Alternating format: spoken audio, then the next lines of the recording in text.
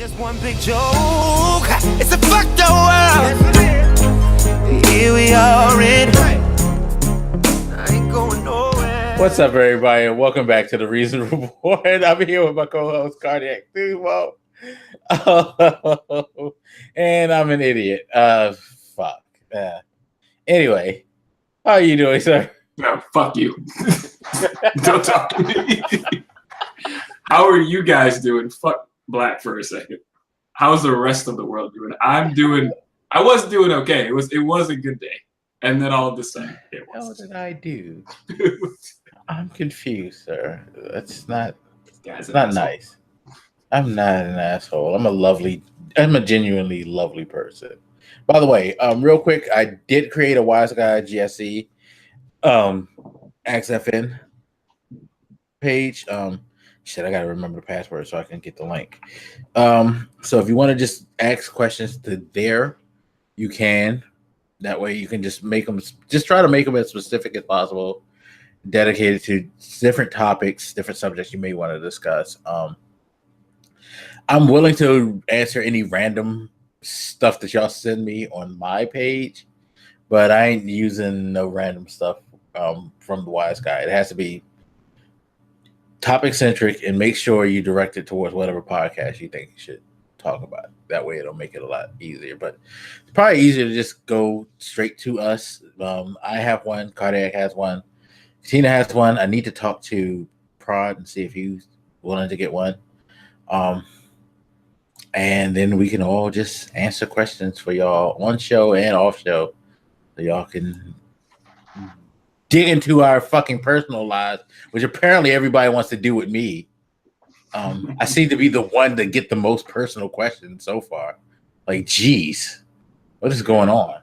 You're an enigma, brother. They want to know what goes down in the life of Memphis.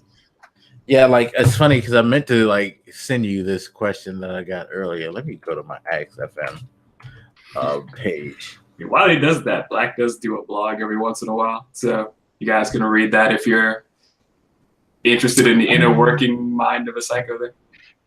Yeah, if you want to know my crazy, you can definitely find out on my blogs. I guess I could put those in the description too.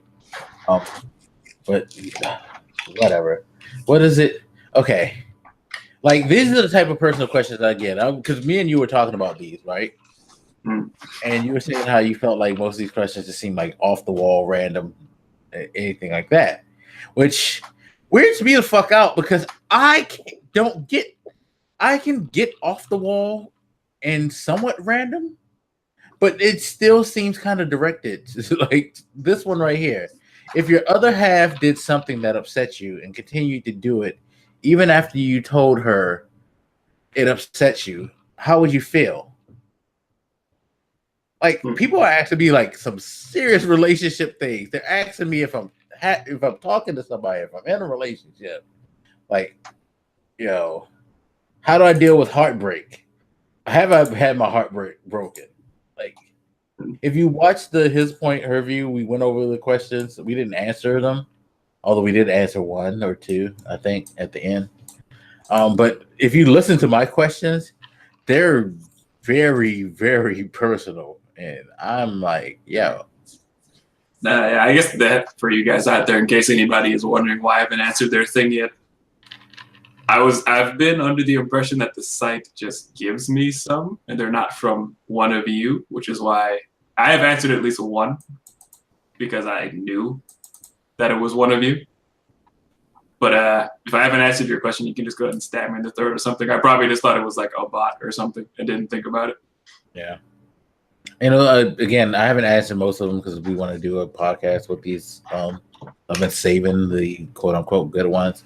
Some of them I'm just not going to answer, though. I'm going to be real with you. I don't know if I feel comfortable. I saw one. I don't know if I care whether it's from a person or not. I'm thinking of answering it. It was like, how do you tell someone you love them or you're in love with them or something like that? Yeah, what is the best way to tell someone that you love them? I didn't get that one because people seem to be really involved in my love life. Like, so people are coming for those buns of steel, sir.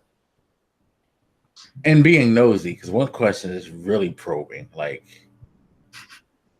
And I know Katina's gonna make me answer this, and What brand of condom you use, bro? Oh, Trojan. That's easy. that's easy. Trojans. I mean, some people use jerks. Like, Whatever. see, stuff like that. I'm cool. I'm cool with. Okay. So that makes me wonder what the questions are, because you're like, condom brand, whatever. But these questions, whoa. I mean, I'll copy and paste like a couple of them, and again, like I said, we went over them in the thing, but it's like some of them are just like so focused on me as a person. Like this one, like what? Who are you, and why you need to know?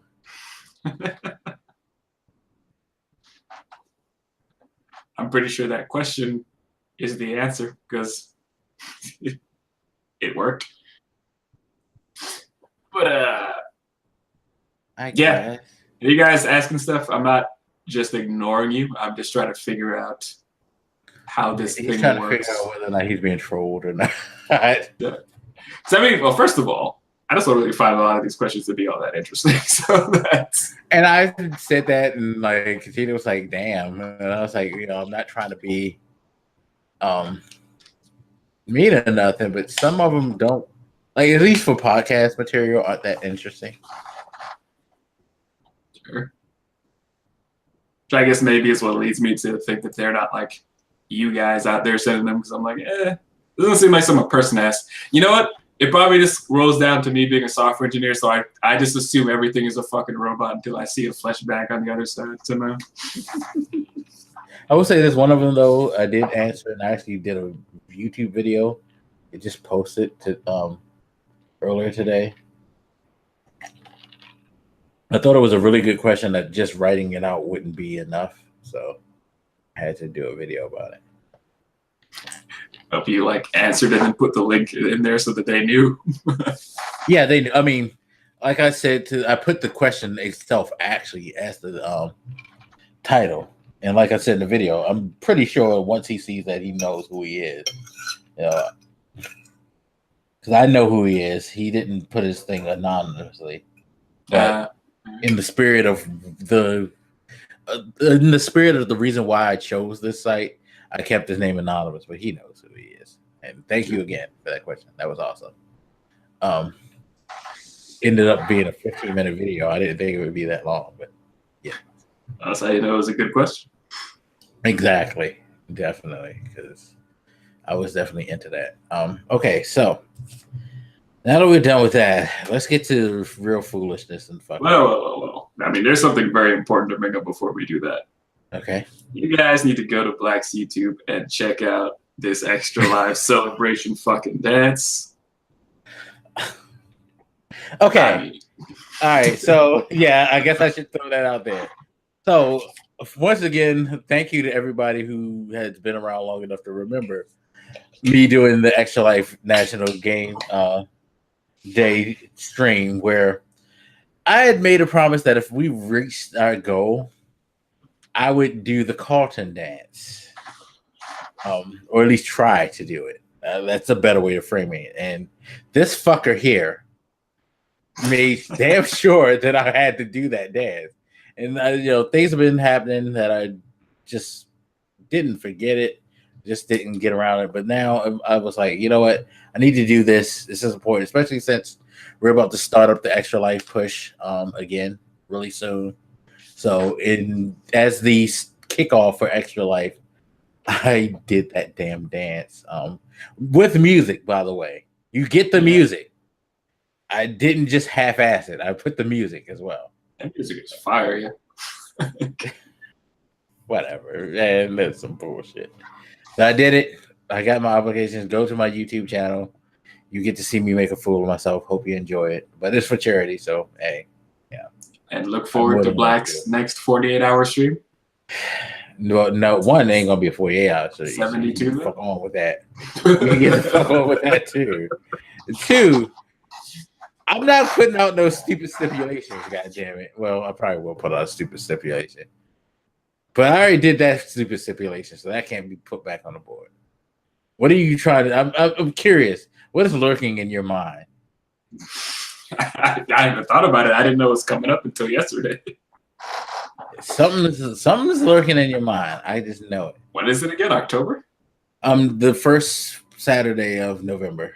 So I'm gonna play tic-tac-toe for 24 hours. Just I mean, you can do that.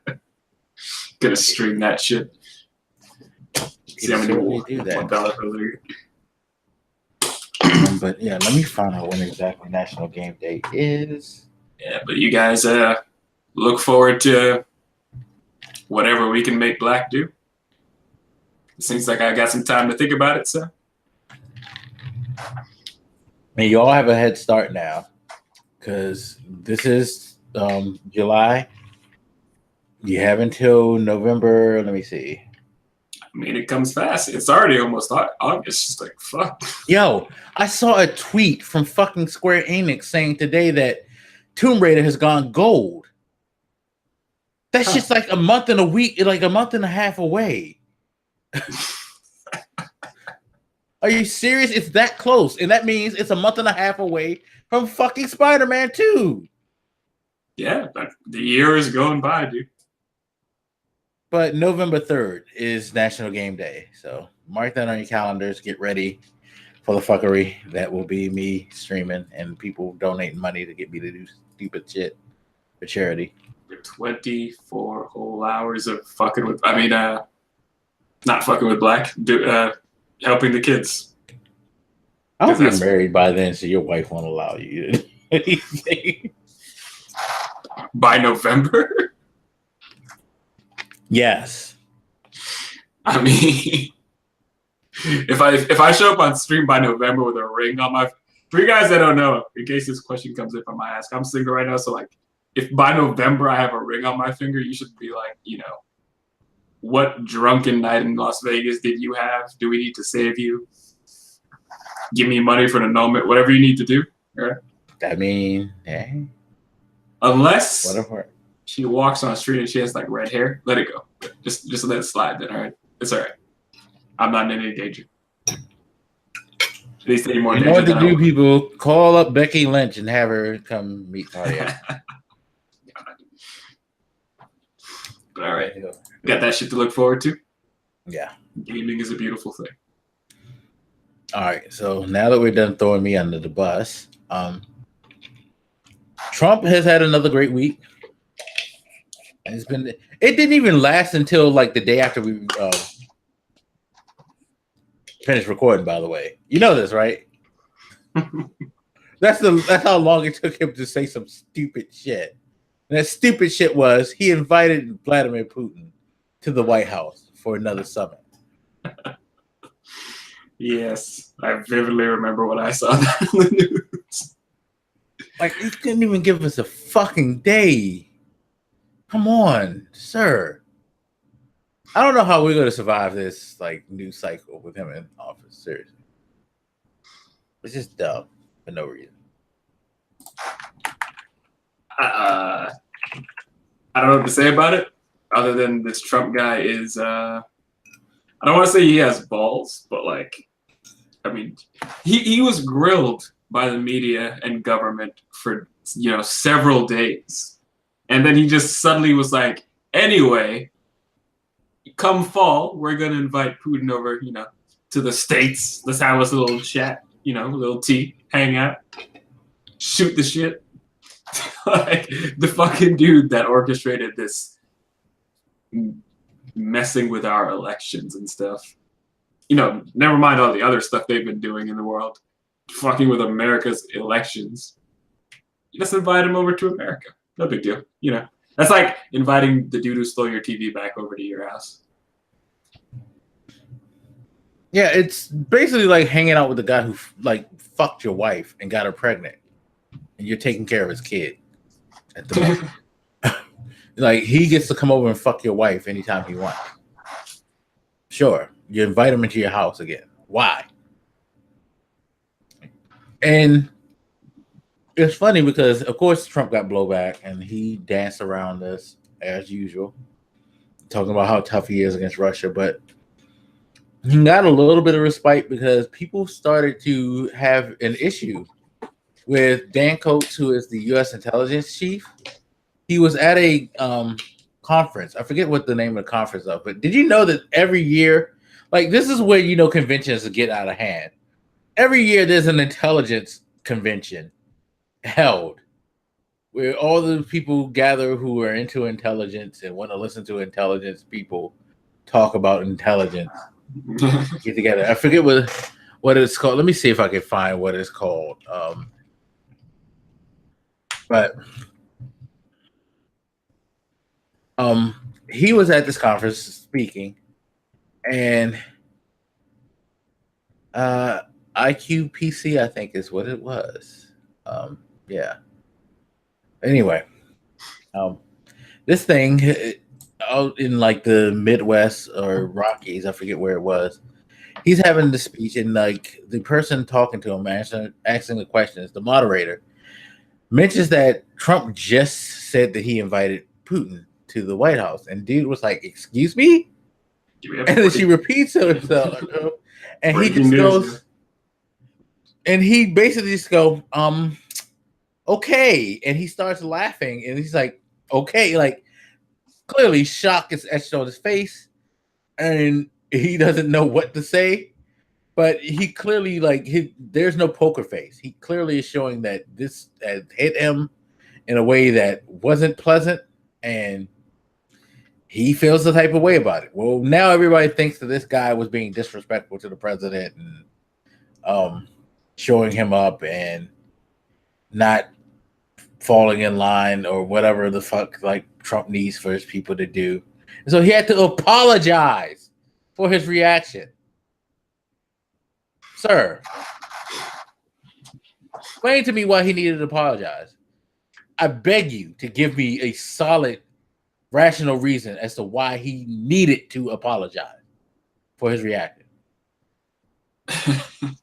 Well, first, I just noticed one of the questions you sent me. Because he angered the Donald.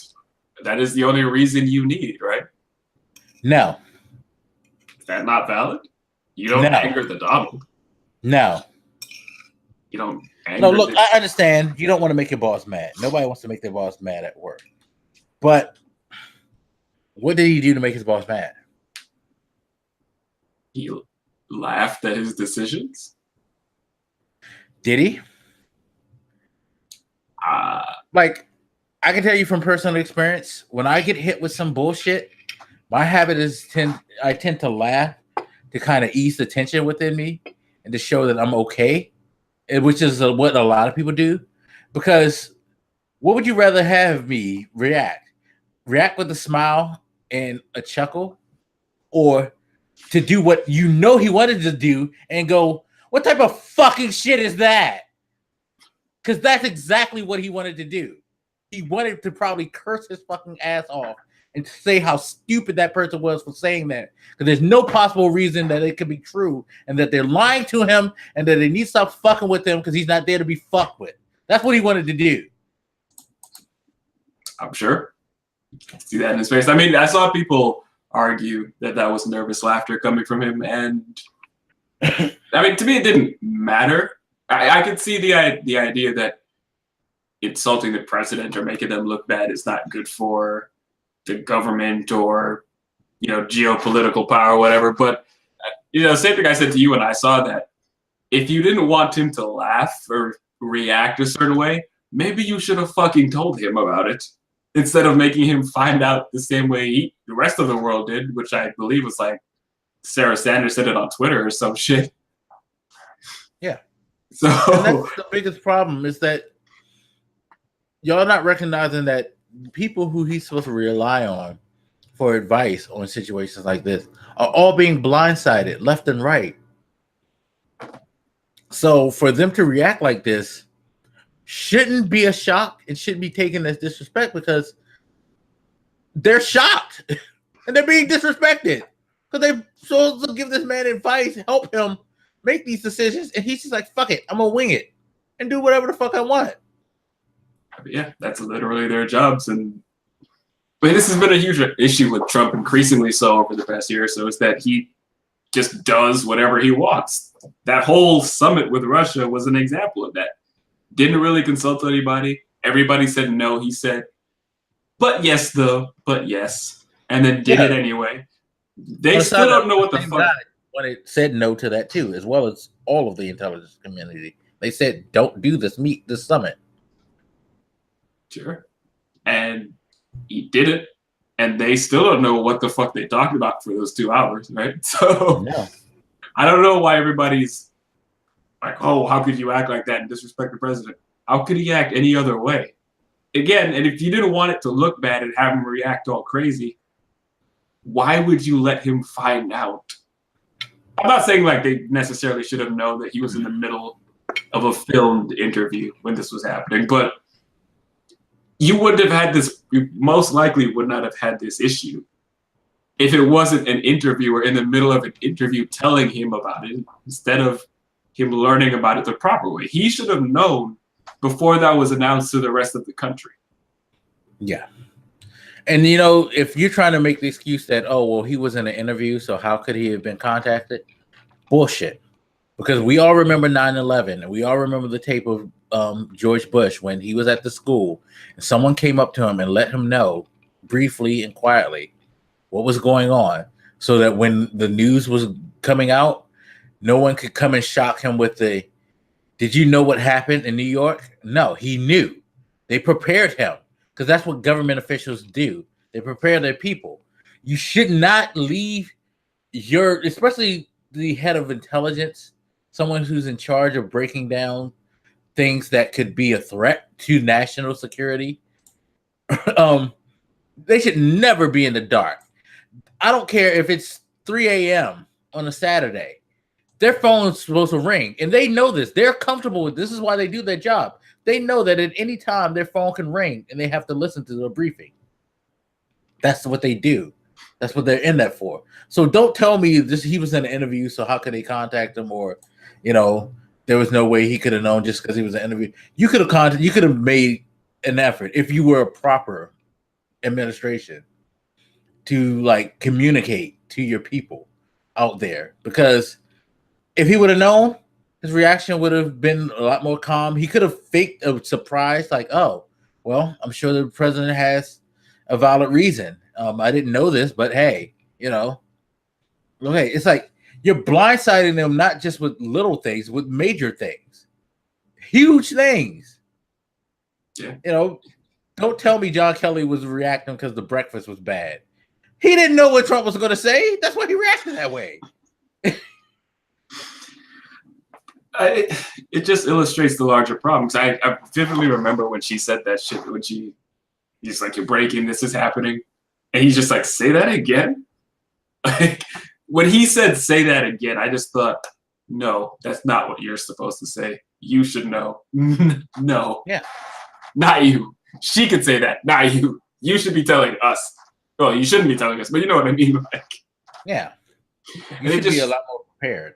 It illustrates that, again, the same issue with Trump. He does what he wants without consulting anybody. We see this time and time again where he'll just say some shit, and then we have to dance our way around it because he'll just say something and then not have consulted anybody. Nobody knew.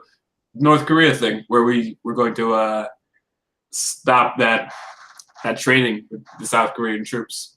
Nobody knew that. Our military didn't fucking know that. He just said it, and then we had to deal with it. He's not consulting military personnel, intelligence agencies. He's just like, well, I'm the president, so we're doing it. And, you know, he could avoid a lot of bad press if he actually was more diligent in preparing his staff with the news. So when they come out and say stuff, it can sound like, hey, we got this. We have a plan of action. We know what you're doing. Haven't you ever noticed, like, not just random stuff like this, but things that supposedly are quote unquote planned seem askew? Like when Sarah Sanders comes up and she announces different things, or when policies are like, he talks about how these policies are reached. There's no, like, there's only, we're going to do this. This is going to be great. It's going to work. And then when questions start to roll in about details, they don't have any details because none of this is ever planned out with any detail. None of them are prepared. All they know is, I need you to say this. That's it. There is no professionalism in this administration at all. No one has any type of, like, they have no type of planning to prepare them for the questions. Because you look at all previous presidents' press conferences when they announce things, or when their press secretaries announce things, there's generally a string of answers that they can provide on the fly. And if they can't, they have an answer to the proper answer for that. Nobody in this fucking administration has any real, like, proper answers, even for things they don't know. Well, I would assume other administrations actually work together to do this type of shit, which is the main difference. Like, why would Coates know anything? He's not part of these conversations, or not in the sense that he should be. Yeah. Or the rest of them, the rest of the intelligence apparatus in this country, they're not. They are generally part of helping make these kinds of decisions. And I'm like, are these guys even in the fucking room? And we talked, you mentioned Trump doing the due diligence to, like, communicate.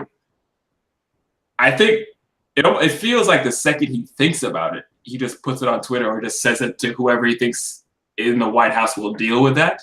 And then that's it. I don't think there's, like, a space of time where he could communicate to the rest of the people he should, because in his mind, once the decision, I thought about it, I made the decision. Here you go, world. Yeah, and it's just the dumbest, because it just don't work. It really, really don't. At least it shouldn't work like that. It doesn't. As we can see, when nobody knows what the fuck's going on, and it turns into a giant clusterfuck, because the people who have to carry this out don't know what's happening. Yeah, and this is why I forgot to mention this to you when we were talking, that there was an article that was put out that realized that press conferences from the press secretary don't happen as regularly as they usually do. Like, there used to be a tradition of a weekly briefing, and there hasn't been since Trump got into office. They kind of tried to maintain it a bit with Spicer, but as that time went on, they pretty much fell out the practice of actually briefing people. They've gone as much as like over a month without briefings at times. I think until you saw Sanders the other day, it had been like over a month, actually. I do feel like I haven't seen her face in that setting in a while. It feels like ever since the whole restaurant incident, she has not done her job. I guess it's hard to notice because Trump is so very energetic and produces so many stories at once. Yeah. But yeah, like, now that you say it out loud, like, yeah, I don't feel like I've seen Sarah quite as much. Yeah, there's no information coming from the White House about anything that's going on. There's no report at all. It's all, unless it's somebody going on Fox, I guess, to do an interview. Yeah. Which, by the way, isn't it disturbing that the president is fucking selling a specific news outlet on Twitter or shouting out shows? Start saying that they're the real news. Yeah, it's all very disturbing. Like, when I sent you that tweet the other day, he did that shit. I was just like, what the fuck are you doing? Wasn't it in Helsinki? He said something like somebody from CNN had asked him a question. He's like, we don't take questions from CNN. Fake news. Give me that other dude from what I assume was Fox. Like, it's not subtle at all. He just says it out loud and blatantly. Fox is my shit. Fuck all the other ones. Yeah, no, he is truly driving the propaganda train, which, yes, people, this is what it is. This man is trying to basically create his own state-run news station, which is what Russia does, by the way. Given the way our country is set up right now, it does seem like the closest you could get to doing that. So, yeah, it is the American implementation of state-run media. Yeah, which is just disgusting. And Yeah, but I think Fox. I mean, they do get called out for it, but Fox themselves need to be. I don't want to say punished necessarily. Like we all look at Trump so much, and we're not taking into account that Fox itself I is have to feel riding with there's this shit. some FCC violation, like something. This shit. The fact that people jokingly say that what is that dude's name on Fox? That he's like the top advisor in the White House or whatever. Sean Hannity. Oh yeah. Like that's not funny. You know, like No, it's a not. very It's serious a horrible joke that you, especially him of all people, because that man's dumb as shit. He's a fucking moron. I mean, but the point they're making is correct enough, is that he probably does have a strong level of influence, and he shouldn't because he's out of his fucking mind. Yeah. Granted, so is the president, but still. Therein lies the problem. But by the way, this commercial is showing this thing called the Crab Lover's Dream, and it looks so good. Damn it. Now I want some crabs. We're going to have a dietary podcast, guys, and Black's going to teach you guys how to make crab. Actually, what I should do is start doing some cooking stuff because I'm starting to make a lot of different things and like find healthy ways of doing it. Like I'm about to figure out how to do shrimp and grits. So I thought you tried it yesterday. I was going to ask how it turned out. no, I didn't do it yesterday because I was like just tired and I was trying. I did my first workout in a while, so I was just like, I'm not doing all that cooking. Jacked Black over there. But I get off early tomorrow, so I might try it tomorrow. That's not a good idea. But now that we're talking about food, I just went right back to the Cheeto in my brain. See, this is, and it's funny because of my diet. I'm kind of glad we call him Cheeto because it deters me from ever getting any. Because now when I look at a bag of Cheetos, they look disgusting to me. I'm sure their stock prices fell by that comparison. Yeah, I know. You're not the only person who's made it, so. Like Cheetos used to be so good. Now you horrible. You're bad. Yeah. So, I guess one thing to look forward to in the fall will be whatever fun kind of protest we have at Putin's arrival. I don't understand why he's doing it so soon. I don't understand why he's doing it at all, but sure. Like, again, this is somebody who knows what they're doing. You've seen this fallout from what happened midsummer. Everybody's hounding you, disappointed.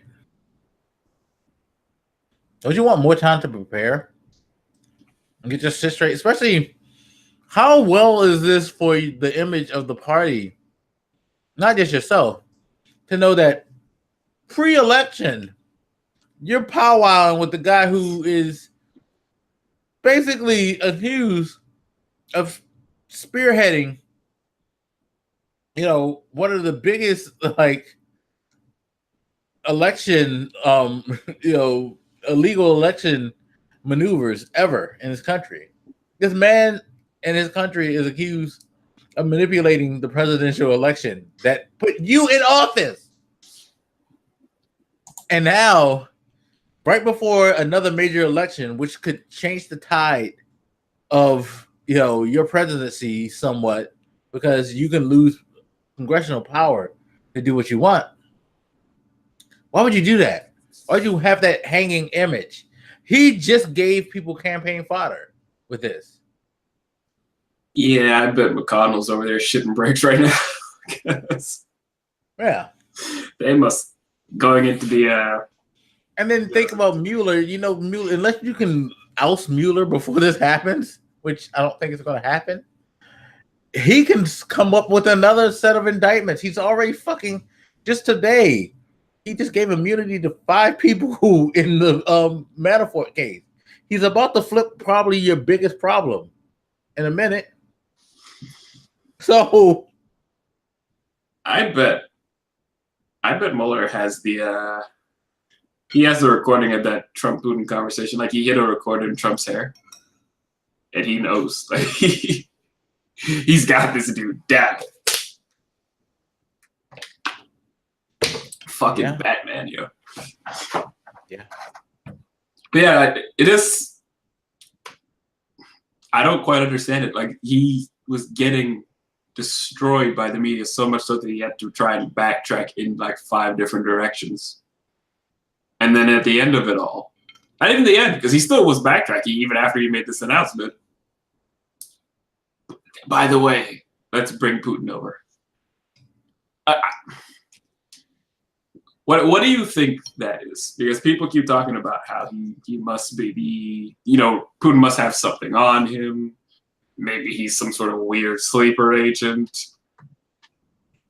I don't know what the sleeper agent because he's too stupid. I mean, I guess if you want to say he's a sleeper, he's a unknowing sleeper agent. I can see that because he definitely. This part of this movie always makes me laugh. But anyway, he definitely is someone who's basically working as a tool for Russia. Because what's best for Russia right now than to have America lose its stature in the world and have the rest of the world scrambling to figure out like what's the hierarchy. I mean, just the other day, Chancellor Merkel of Germany came out and said like we can't rely on the United States to do anything right now. It's just not feasible to think that the United States is going to be the reliable source anymore. So, true enough. These are people who maneuver against Russia, the biggest countries, by not having the biggest ally being as forceful and on board with their policies. The fuck is, Russia kind of has a little bit of free reign to do what they need to do or what they want to do in ways because we're not helping. I'm going to touch that in a second, but I would say it's not just that we're losing stature, it's that we're running the risk of normalizing Russia by association with us, that they just see like a more normal world actor as opposed to the serious bad actor that they are on the world stage. Like we shouldn't look like 5 years from now and be like, yeah, Russia's just one of the other countries, even though they kill people and there's Crimea and all this cool shit. like if it was anybody other than Putin, I could see you trying that, but we all know what this man does. He kills media people for talking about him. Come on. I mean, come on. We can't act like Trump doesn't want to do that. I'm sure if he could. And that I really feel like he could. Yeah, I think that's one of the scary things is that we might wake up one day and be lulled into this sense that Russia is just normal and then not be acting well enough against them. One of the things a lot of Trump supporters point out is that the administration is tough on Russia and they, impose sanctions and all that shit. To me, that's just more confusing as to why your administration would be tough on Russia, but your president is blowing him. That sends weird mixed messages, even to your allies who they might take some comfort in the fact that you're somewhat tough on Russia. I mean, what are they supposed to think about the country's cohesion in general when the leader of that country is not in line with your supposed actions? Like, that's still not good. I mean, it's good that you're imposing sanctions and doing all that shit against Russia, but it's still very concerning that you're not unified on that front with the leader. Yeah, and then when you have his going back and forth over the issue, like we go from no, I'm not his friend, I'm tough on them, to why are we so mean on Russia? Russia's just trying to be a part of the world. Let them back into things like, you know, the G7 or make it G8 again. They should be a part of NATO. No, I agree. Russia is involved in the election. No, it's a witch hunt. This Russian thing is just a scandal. You know, Putin's a good person. No, I'm tough on Putin. This is like, what's going on? This happened during the Obama administration. Why didn't Obama do anything about it? Right. It's like all over the place with his whole with the whole conversation when it comes to Russia, and it's. I honestly feel like that what bothers me the most. Why didn't Obama do anything about what you just said? Nothing happened. So what was he supposed to do something about? Yeah, exactly. It makes no sense. It's like, I feel like while you do get sort of a call out in the media, I don't feel like people are calling him out enough and loud enough. Because I would, every time he shows up on camera, I'm blitzing him. It's like, oh yeah, great. You're here for this child recital. So what's up with your statement about, like, you know, Putin not being a bad guy, even though we know he kills reporters? You're comfortable with reporters being killed for being open and honest with their opinions? You know, I would fucking fuck with him as much as I can. Pretty sure the answer is really just going to be yes. And then he's just going to be like, you know, the next day, I didn't say yes. I meant to say not yes. Yeah. But at least paint him in the corner more. They don't do that enough. So I'm not sure you can for two reasons. One, he runs at the mouth like nonstop, like a psycho. And when I said that, I don't just mean like he talks a lot. I mean, he's all over the fucking place. If you ask him one thing, you know, like, how was your day? Fucking Hillary. Well, he's not saying fucking nowadays, but Hillary Clinton, the emails, where's the server? Obama didn't do anything. We're tougher on Russia than everybody else. Like, he's any one topic you ask him about, he'll talk for like 10 minutes all over.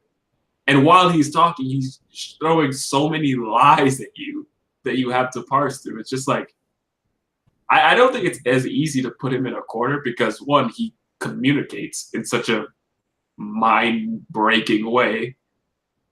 And two, he's not bound by like logic or reason or reality or anything. So he doesn't really care if you try to corner him, just to be like, whatever, the moon's made of cheese, la la la la. Yeah, and then he has his people putting it out. Could you just reminded me? Did you hear about Jeff Sessions? Hold up. The locker up chance. Yeah. Yes. Like, he has his people out here like doing this rhetoric, or like we talked about the Whoopi Goldberg thing too, where like the lady came at Whoopi Goldberg for even though Whoopi didn't come at her, just like, and then just ran on CNN and like, I mean, not CNN but Fox, and cried how hurt she was that Whoopi came at her after she's picked the fight. It's like they have a weird, like, there's enough of them in his administration that has this weird sense of, I don't know if you call it loyalty, to not necessarily to him, but to his agenda, maybe. I don't know. That they're willing to help purport these things and make them like just keep gaining some type of strength among certain people. Because why are you fucking at the Attorney General doing lock her up? You're in the position to actually do that and to abuse your power. And you're chanting this? Yeah, it's not something you want to hear top people in the government saying for no reason. I'm sure those of you guys who don't like Hillary can say it's not for no reason. She did X, Y, Z, blah, blah, blah, Benghazi Butcher or whatever. Look, they've been trying to investigate that fucking woman forever, and they don't have her on shit. Let it go. Like, how many times do we have to tread the same fucking ground? It's not going anywhere. Yeah. This shit is ridiculous. If I were her, I would be like, it's a witch hunt. I mean, I would just start mocking that shit. Like, yeah, you know. But she would have a point because they have already investigated her. Yeah, what they're doing to her is a fucking witch hunt. Because it's been investigated, it's been brought in front of Congress. Congress itself has put it to rest several times, yet it's still ongoing. That's a witch hunt. A witch hunt is not a formal investigation that has borne no type of, reason to think that something's going on. This thing has borne reason to think that there's something going on. None of her shit has basically been shown to actually have a reason to continue and to pursue prosecution. Which is why she's not in prison. Nothing's happened to her. Yeah, because, at best you can say some of the shit she made that was a little seedy, I guess, but nothing illegal. So why do we keep doing this? I don't know. It's God damn. Selena's a wonderful woman. Zelina Vega. Maybe we need to send people to visit some other countries where freedom is more of an abstract idea, where you just don't really have it. Because it should be very alarming to hear. To your point, a guy like Sessions saying we should just lock up a citizen who hasn't committed a crime. Yeah, the top cop of the nation, the man who's supposed to dictate law and order and what's legal and illegal in this country is doing this. And I feel like a lot of the people who keep going at Hillary are not willing to admit that they just don't like her or whatever their issue is. There's far more rage toward her than she deserves. And I'm not saying that as this devout, awesome Hillary fan. I don't really give that much of a shit about her. But the level of rage she gets, you would think she was the second Hitler or something that she gets from some people. I've said it plenty of times. No, she's not a likable person. She's pretty much never been she wasn't likable when her husband was in office. Everybody knows she's not likable. It's not a secret that she's never been a likable person. But people have begrudgingly maybe admitted that she has her merits as far as her job is concerned, doing her job, and she's no different than any other politician that we've had questions about in some areas, including her husband, who everybody swore they loved back in the day.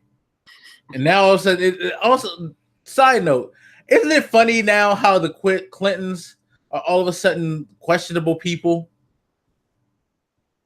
Because I'm sorry, I remember back when he was in office, that man couldn't do any wrong.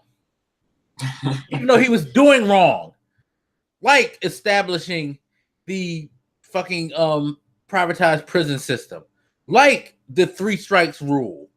Like changing the rule to where basically 3 pounds of coke was the equivalent of having 3 grams of crack. And you got the maximum sentence for both, which makes no sense because if I got 3 pounds of coke, I can make a lot more than 3 grams of crack. So why is me going to jail? And it's probably not pounds. I forget exactly the measurement. But anybody who grew up in that era was old enough to remember the weird askew laws that made crack. If you had 3 grams of crack, you got at least 5 years or some bullshit like that. Whereas you can have a large amount of coke and not even get that. So yeah, no, he did some fucked up shit. True enough. But back then nobody cared. Now all of a sudden you care? Get the fuck out of here.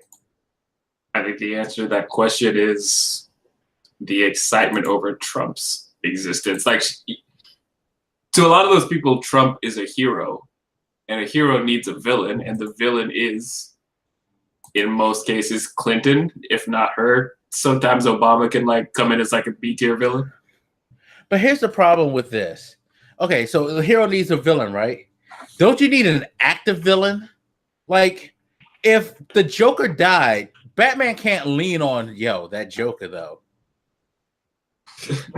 Because the Joker's no longer in the picture. If the Joker died or he got in prison, he never escaped from Arkham Asylum or whatever. What's the use of continuing bringing up the Joker? The Joker has nothing like to do with what's going on because he's incapable of affecting things in the way that you keep bringing him up for.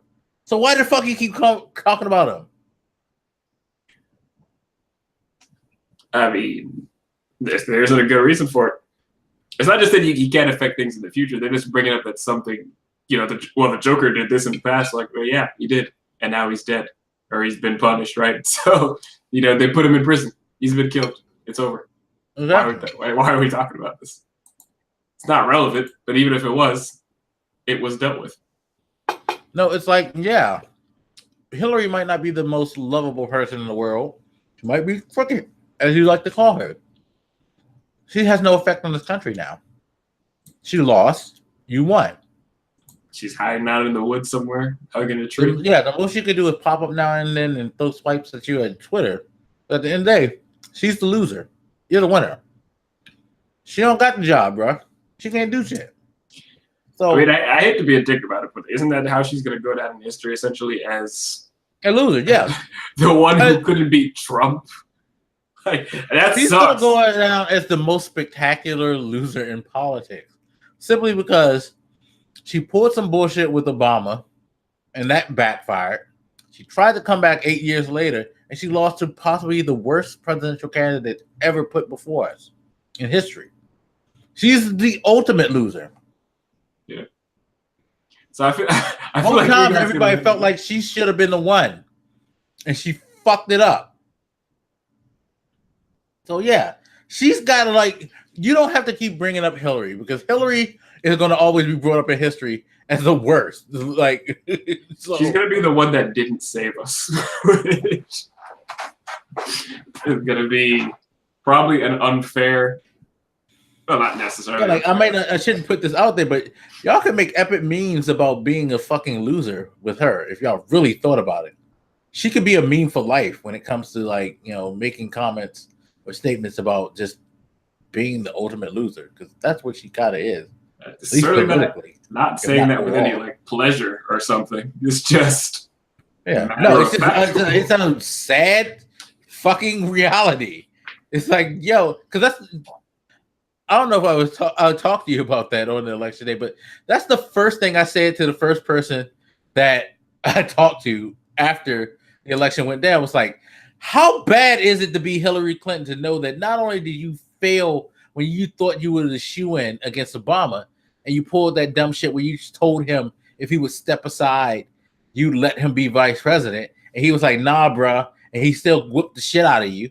But you already got that on your mark. So you not only lost, but you tried to fucking beg your way to win. And that didn't even work. Now you just lost to a guy that everybody in the world thought that you should have beat hands down. Your life's over. Your political, if she runs for office in 2020, she's a fool. She's a goddamn fool. And the only thing I think that could save her is that there's enough people foolish enough to feel like they need to right the wrong, that they have enough guilt or enough angst towards Trump to say, fuck it. We're going to put her in regardless of how we feel, regardless of the fact of the matter that she's probably not going to be effective because she's pretty much reputation wise killed. That's the only way. Guilty, conscious and spiteful people are the only way she's going to get into office ever. She's done. She's fucking done. Just sit on the sideline, Hillary. You're never going to be president. Oh my God, that's just going to be weird. Because everybody, now we're getting into that time where people are starting to talk about potential candidates for the 2020. And nobody's really thinking of Hillary because, pretty much the reason she just laid out. But what are we going to do when she just comes and says, yeah, I'm running again? She does that. I'm just going to scream. I'm like, fuck.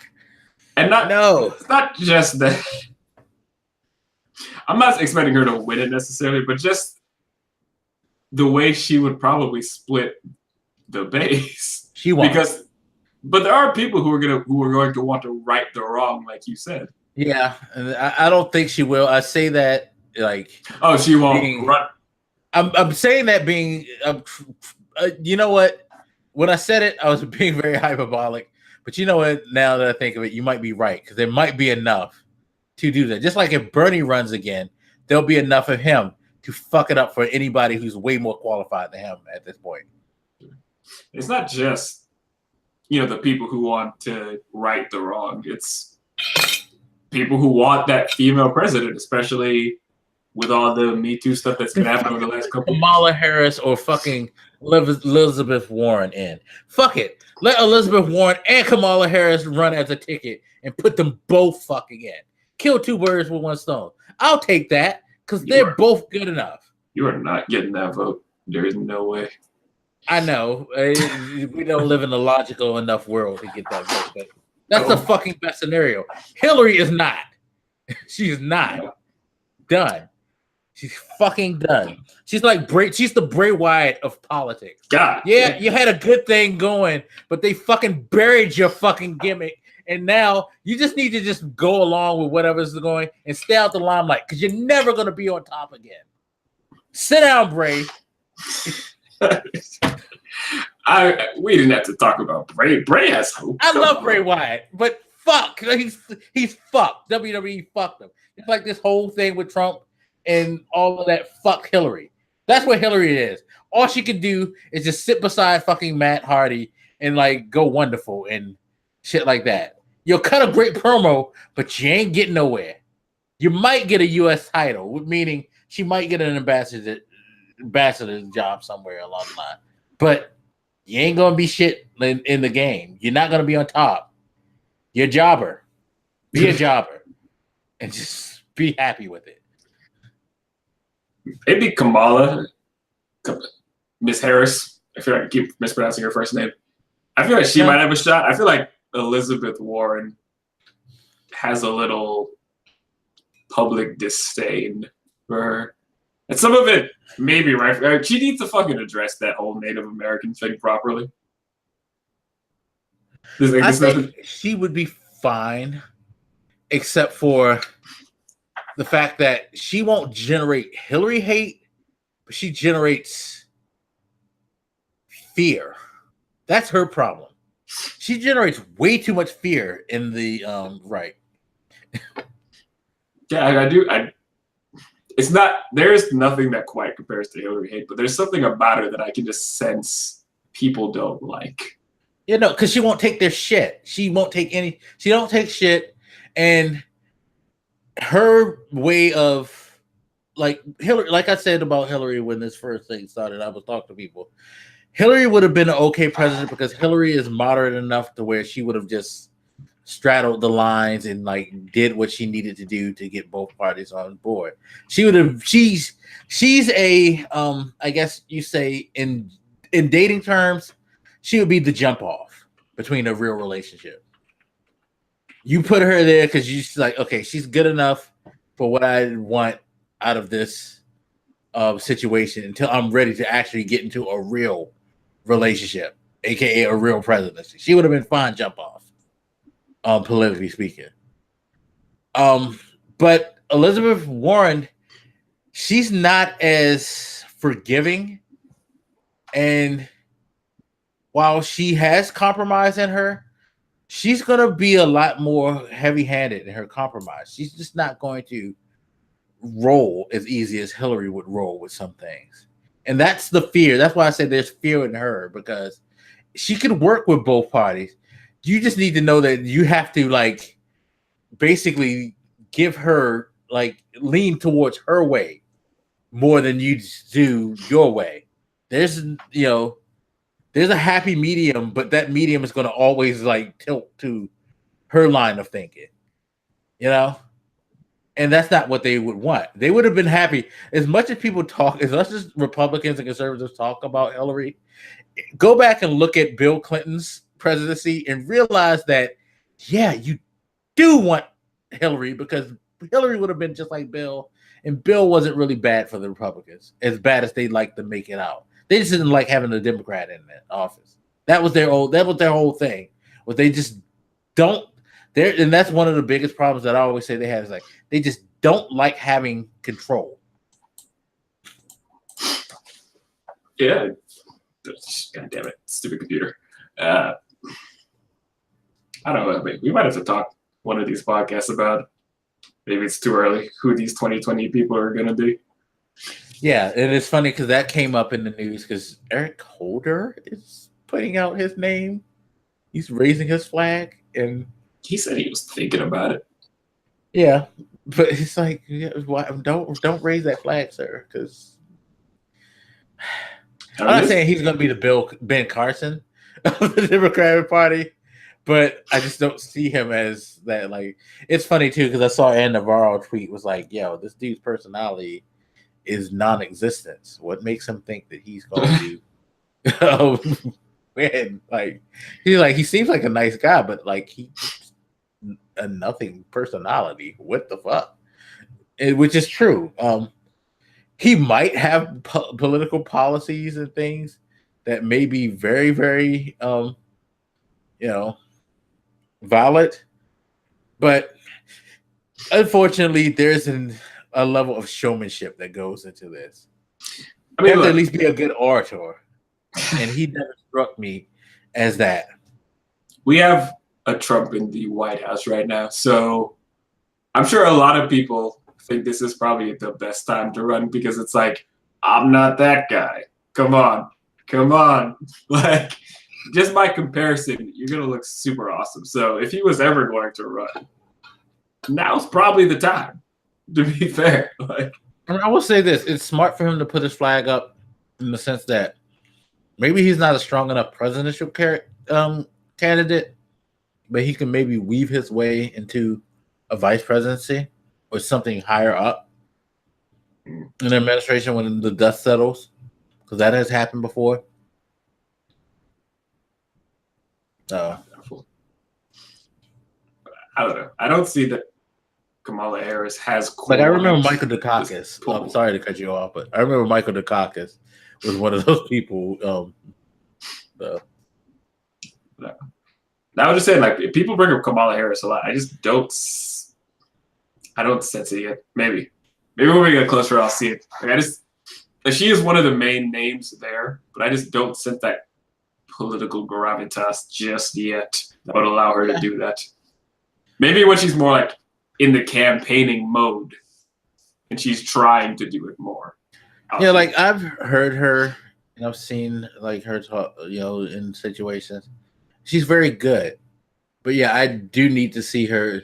It's kind of she's gonna have to hit us with the Obama effect, where it's like everybody knew Obama was a decent dude and he was pretty good. But it wasn't until he actually really got out there that people started to realize, yo, this dude is actually damn good. So maybe she will have that Obama effect. At the same time, I feel like having the Obama effect too is going to be a negative because, again, the fear. They don't want another Obama. They should. And there are some people within the party that don't want another Obama. Within the Democratic Party? Yeah. Because, again, it's, as liberal as Obama was, he was reasonable and rational enough to be moderate enough in his presidency. And especially those people who support people like Bernie Sanders, they don't want anything that is not pure liberal, socialistic, democratic views. They want what they want, how they want, when they want, and they want it now. They don't want to be reasonable and rational people for the most part. So it's not sustainable, man. Because in politics, you are cutting deals with the other party. Like, you give them some that maybe you don't necessarily want them to have, but so you can get something too. Like, that's just how it works. I don't think it's, unless you just get full power somehow, I don't think it's a sustainable strategy to. No, it's not. But they bought into the lie that Bernie told them. I'm sorry, people, if you're some Bernie supporter, but it was part of a lie. It may be a lie that he believed, but at the end of the day, his whole campaign, the thing that bothered me about his campaign was the whole we're going to make them do this and this is how it's going to be. But when he was asked the question is, well, what are you going to do to make sure that they do this? He didn't really have answers. He just knew that they were going to make them do this because this is what we needed. I get it. Some of the things that you were saying, yeah, I think we need too. But it's not just going to be happen. It's not going to like be a snap of the fingers. I'm president. It's going to happen. No.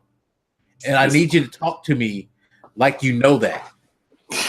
Despite the way Trump acts, no, it shouldn't be that way. Yeah, but no, even with him, you know it's not because you see it fall apart in front of him. And that's when he starts his shift. So it clearly isn't. No matter, he should be a prime example of why the hard, left that y'all taking with Bernie isn't necessarily where you should be going, because the hard right with Trump is showing you just because he say it don't mean it's going to happen. And if he says it's going to happen, it may be more fucked up than you think, because there's a lot more going on than just him saying it's going to be done. ACA, prime example. That shit's it's a fucking nightmare right now for both sides, because they can't move the way that they want. He wants them to move, and they have put themselves in a position where they never thought about what was a more reasonable way to move. So now it's all fucked up, and it's just a shit show. It is what it is. Yeah. God damn it. Yeah, we're gonna have to do a 2020 show because elections are coming up. This year's going. I would like to put my name out there. I'm not old enough to run, but just in case the law changes somehow. The law needs to change. I swear to God, we need to start skewing younger. Maybe we'll find more mature people to run. We do. But yeah, so Jay Katina from Missouri is now running for president. Wouldn't that be funny? What was the name of that kid who wrote his name on the ballot in the election that kept getting votes in Ohio? Which, by the way, shows you how stupid politics can be sometimes. But he wrote his name in as a character or some shit. He was getting a ton of presidential votes. That shit is funny until he's sitting in the White House. Anyway. Ain't gonna have enough time to play Xbox then, son. What you gonna do? But no, he's gonna be playing Xbox. The thing is, he's not gonna realize that it's like a nuclear code box or something. Yeah, that button isn't the jump button, sir. The shoot button. I'm sure it made a lot of people jump when you started pressing it. But... Oh man. All right, so what else happened in this exasperating week? Let's see. We had Trump and his flip-flopping and all of that. We had Paul Manafort having, like I said before, 5 witnesses in his case given immunity. So he's having fun in prison. By the way, that picture, like you said, that picture of him, it does look like he's been in jail forever, doesn't it? What you notice what happens when you aren't able to be in your lavish, lush house again? That dude looks like shit. He looks like he was binge drinking for 2 weeks. They've beaten that young man in prison. Oh my God, they're treating him horribly. Yeah, it's probably very cushion prison. He looks disgusting. As prisons go, I guess. You have Trump trying to revoke clearances of former government officials, including James Comey and McCain, the former FBI deputy, McCabe. Sorry, I said McCain. I would love to see him try to revoke security clearance for John McCain, by the way. That would be one hell of a fight. Even with brain cancer, that would be one hell of a fight that he would have on his hand. My question is, are Republicans going to do anything about it? That's not fair, because it's not necessarily clear that they could do anything about it. But yeah, they can. They could set law and statutes that so can the Supreme Court, which, by the way, is about to be a shit show in itself. Oh my God. This country is horrible. Fuck. In a month, we're going to get a new conservative judge who's going to fuck us all. I think, damn it.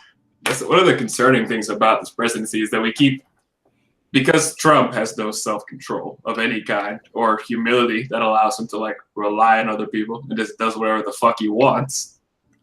We keep having to talk about creating laws to rein him in because unlike other presidents, we can't trust him to keep himself somewhat reined in. I mean, presidents have, reached a little bit and then had to have their hands slapped. But we should have to generate a bunch of laws to handcuff the president because we have a president who doesn't know how to control his fucking hands. I mean, I know it seems uncomfortable to a lot of people, the types of powers the president has, but that generally shouldn't be a problem for a lot of those powers. Some of those powers should just be fine. They just seem terrible because they're in the hands of a psycho. Yeah, exactly. We never had these type of conversations before, which it's fucking like sad. Like I've never had conversations about presidential power like this. And it seems to be a weekly basis that you wonder what limits and what he can't do. Which I think probably shows that most of the other presidents have been at least more responsible than a toddler. But I don't know. Do we want to neuter the president, so to speak? By president, I don't mean Trump, just like the office of president. Do we want to neuter that thing's power so much because we have one that is too irresponsible? I mean, in some cases, yes, you might just have to do it because he can't be stopped any other way. But it is something to think about, is that anything you do here legally does not just affect Trump. It affects any other president. And it might sound good, like, yeah, the president should be able to do this. Well, maybe they fucking should. They're the president for a reason. Like, we have that position in this country for a reason, so that it can do certain things that nobody else can do. Yeah, and the flip side is there's limitations because they're fearful of being put back into like a monarchy. So it's a weird thing. And like this guy is trying to turn things, trying to act like he's in charge of a dictatorship. And that's the thing that's bothersome. Oh yeah, just to hop back on that, trying to revoke, like, what was it, 6 of their security clearances, some of which don't even have them anymore, which again goes to show nobody's being consulted. They're just saying shit. Right. A lot of people have a problem with this because the interpretation we're all taking is that he's pretty much just going after anybody who disagrees with him politically, which is, as someone in the news put earlier, actually has major First Amendment implications to be doing that. You do have a freedom of speech, and you shouldn't have the president targeting you like this. Granted, I think a lot of the supporters are like, well, if they don't work there, why did they need the security clearances, blah, blah, blah. Not a terrible point, but not really the point, is it? The point is that he is increasingly threatening people with the office of president that he doesn't like. That's not what we do in America. He's learning too many tricks of the trade from his old boy Putin over there. This is just not. It's against what we were supposed to stand for as a country. It's not healthy to have people in this country afraid of pissing off the president like that. You should be able to say whatever the fuck you want and not have this issue. And as people have pointed out, the reason those guys have those security clearances is to be of assistance to the people in the job now. So you might be crippling people now who might want to ask those people for advice. Yeah. Ask their predecessors for advice, excuse me. I feel like he's helping to propel us into like a state like Rome, where like you go back to, you have the like president or the Caesar, but the Senate dominates all, and like your Congress will be extra dominating. And with the way that Congress is set up, with all these long terms, you pretty much give one party full control of everything, even in the worst way, because now their powers supersede the president's ability to say no to them, which he's supposed to be their check. And that's the weirdest thing. It's like the way the checks and balance system is set up to where one hand slacks the other if the particular hand gets out of line. Who's smacking whose hand in this situation? Seriously, like who the fuck is smacking whose hand? Maybe that is the concern I have when we talk about, whenever you say like, what can Congress do? It's like, well, we can create laws and handcuff the president, blah blah blah. And that sounds great to everybody because they're like, yeah, one man or woman shouldn't have this, Congress should. Congress is not necessarily ideal to make every single decision for many reasons. One, they're always in deadlock with each other over fucking everything. Even shit that Americans generally just agree on, they're constantly in deadlock over. So I'm not trying to be a dick about it, but sometimes Congress just doesn't look effective a lot of the times because they're stuck on stupid shit. Because we have that two-party system and they're always butting heads over every little issue, which means they're going to be too slow to make certain decisions that need to be made fast. Yeah, no, there needs to be changes in both areas, but it's just a weird question of who's making the changes and how are they changing things. So it's gonna be just a fun thing for historians to talk about like 40 years from now. It's like the reason the president is so neutered because of one of them just went ape shit and all of America had to destroy. We're just not gonna have a president anymore. We're just gonna be like, yeah, we realized having a president's a bad idea, so now we just have some parliamentary system. We're gonna have There's like no a tribunal or something like that. We're gonna replace it with something like the Supreme Court, where there's like a set of them. Yeah. Just make the Supreme Court the fucking like the fucking governing body at this point. You don't know I wouldn't want that either. Since the way they voted leads in now. God damn it. They've even turned the one entity, like the holding line of democracy, has now been compromised. Do you realize that? The Supreme Court was kind of like the holding place for democracy, and now it's. I think when you bring that up and this, clearance revocation thing, that is another dark issue that we have here, is that everything is politicized now, and it's not things like the intelligence agencies and national security and fucking. Yeah, I would say the Supreme Court generally aren't supposed to be like that. I'm sure they've tried to get at Supreme Court seats for maybe a decade or two now, but generally, probably longer. Whatever. I don't have the history struck there, but not everything in this country that relates to government is supposed to have this political spin to it, where it's supposed to be the left and the right trying to fight each other over power for that stuff. The intelligence agencies is a great example. Like, we shouldn't be having this conversation because that is not supposed to be a factor for them. It just is now because, actually, I don't know why. I don't know. Republicans just want to control everything. Trump is just so intent on fighting everybody. I don't quite know why we're in this situation, but it does feel like things that you didn't necessarily need to talk about before in terms of political battles are now only talked about in terms of political battles, which makes them less effective. Yeah, it makes everything less effective. It puts us, the people who these things affect the most, in a fucked up situation because we don't know where things are headed. Yeah.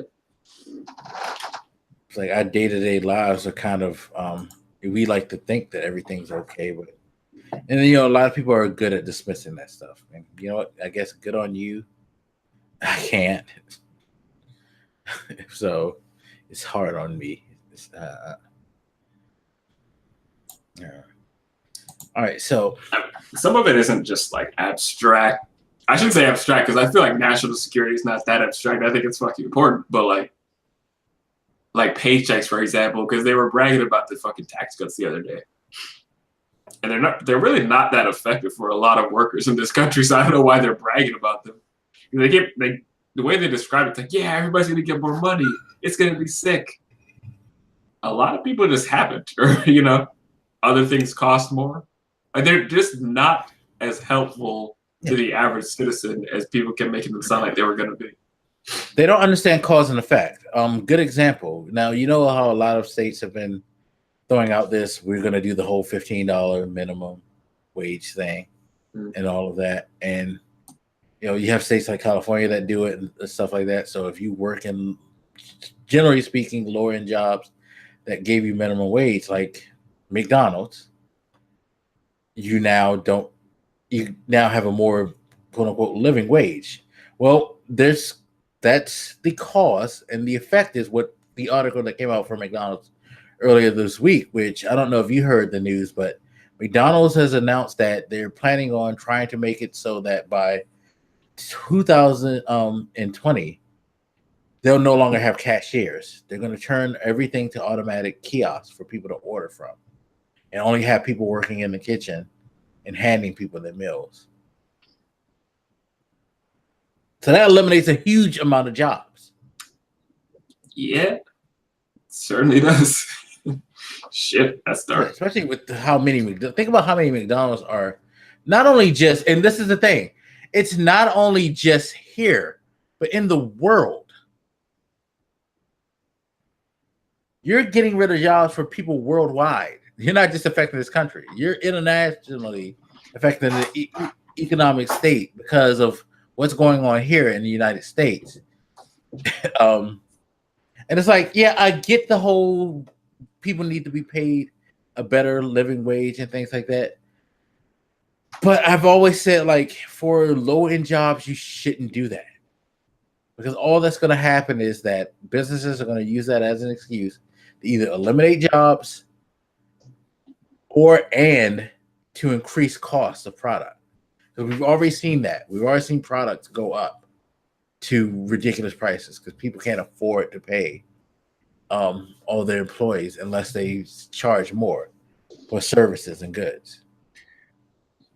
I mean, things like that is why people argue for universal basic income, because technology is a thing and it's going to get more advanced and it's going to be able to take more and more jobs.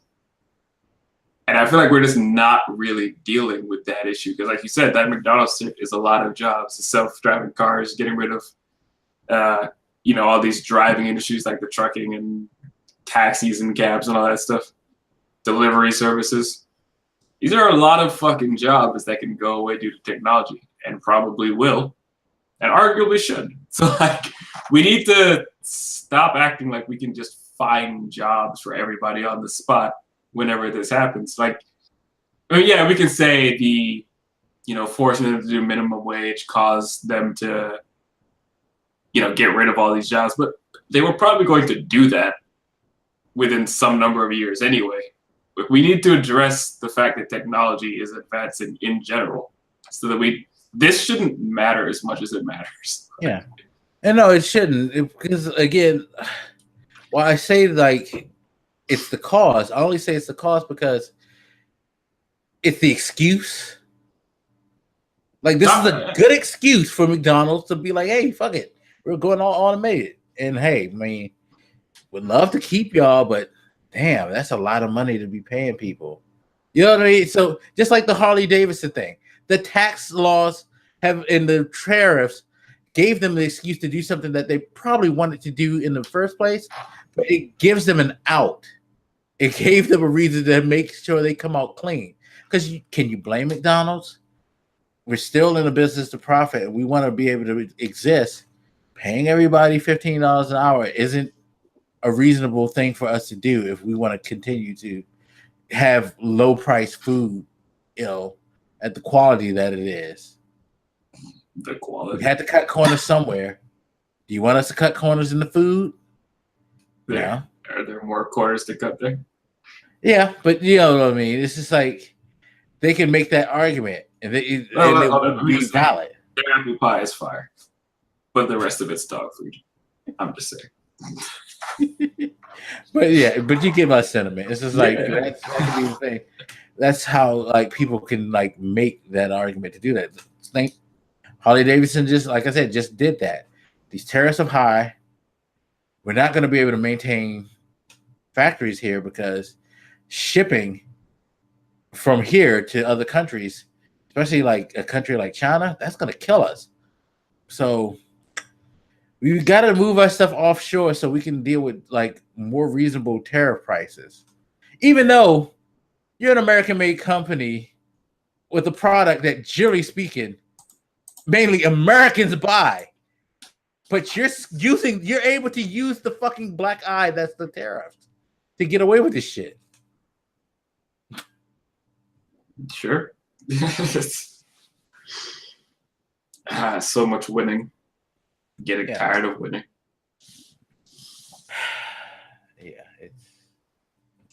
So some of you guys are definitely gonna notice that shit. I kind of already noticed because, like, the extra $30 or whatever you give me a week is not gonna make me happy. That's why that's why I never changed my tax thing to a more agreeable thing. I'm like, nope, take as much tax as you can because you're not butt fucking me in 2019. No. Who the fuck? I can't remember who was bragging about this. I want to say it was Paul Ryan, but I'm not gonna. It was because he was like, she gets an extra $1.50 now. No, somebody recently was bragging about like the number of people who are seeing more money in their checks, and I was like, really? I like how you're not saying how much more money right now. That's cute. No, he's not gonna make the same mistake that Paul Ryan did when Paul Ryan walked that $1.50 shit. Like, really, motherfucker, $1.50. $1.50. Yeah, but I don't know. It was because it was like a number of the millions, or like 6 million people got more money and blah blah blah.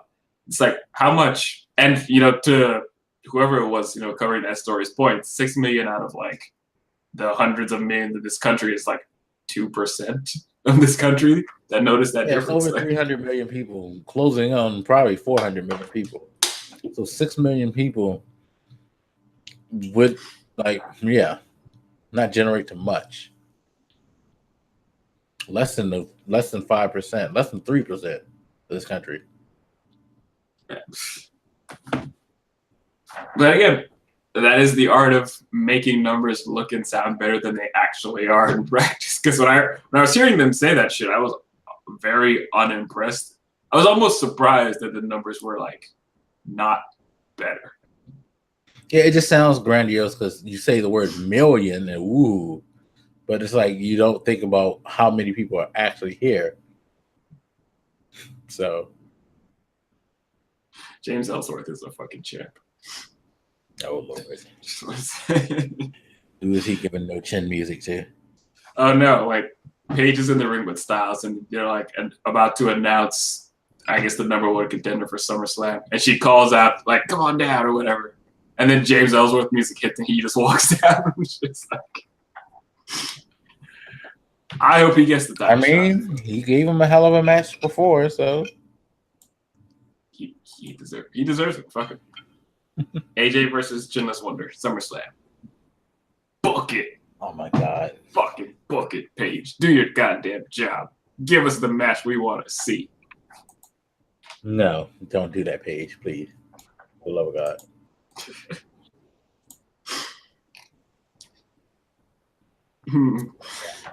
So did we talk about?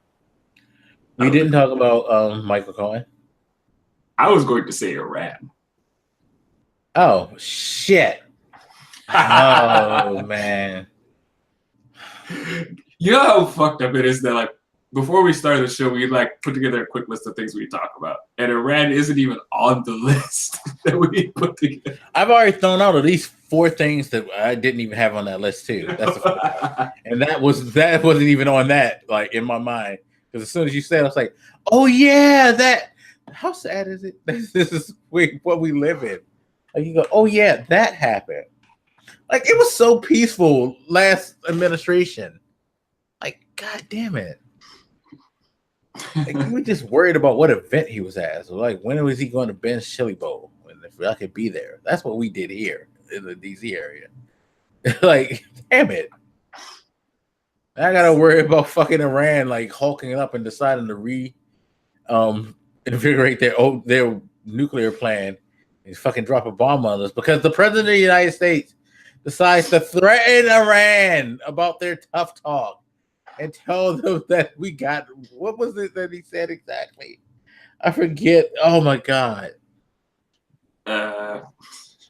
He said to Iranian President Rouhani, all caps, because this guy's like one of those teenage kids that just has to abuse capital letters. Never ever threaten the United States again, or you will suffer consequences the likes of which few throughout history have ever suffered before. We are no longer a country that will stand for your demented words of violence and death. Be cautious. All caps. Don't threaten it.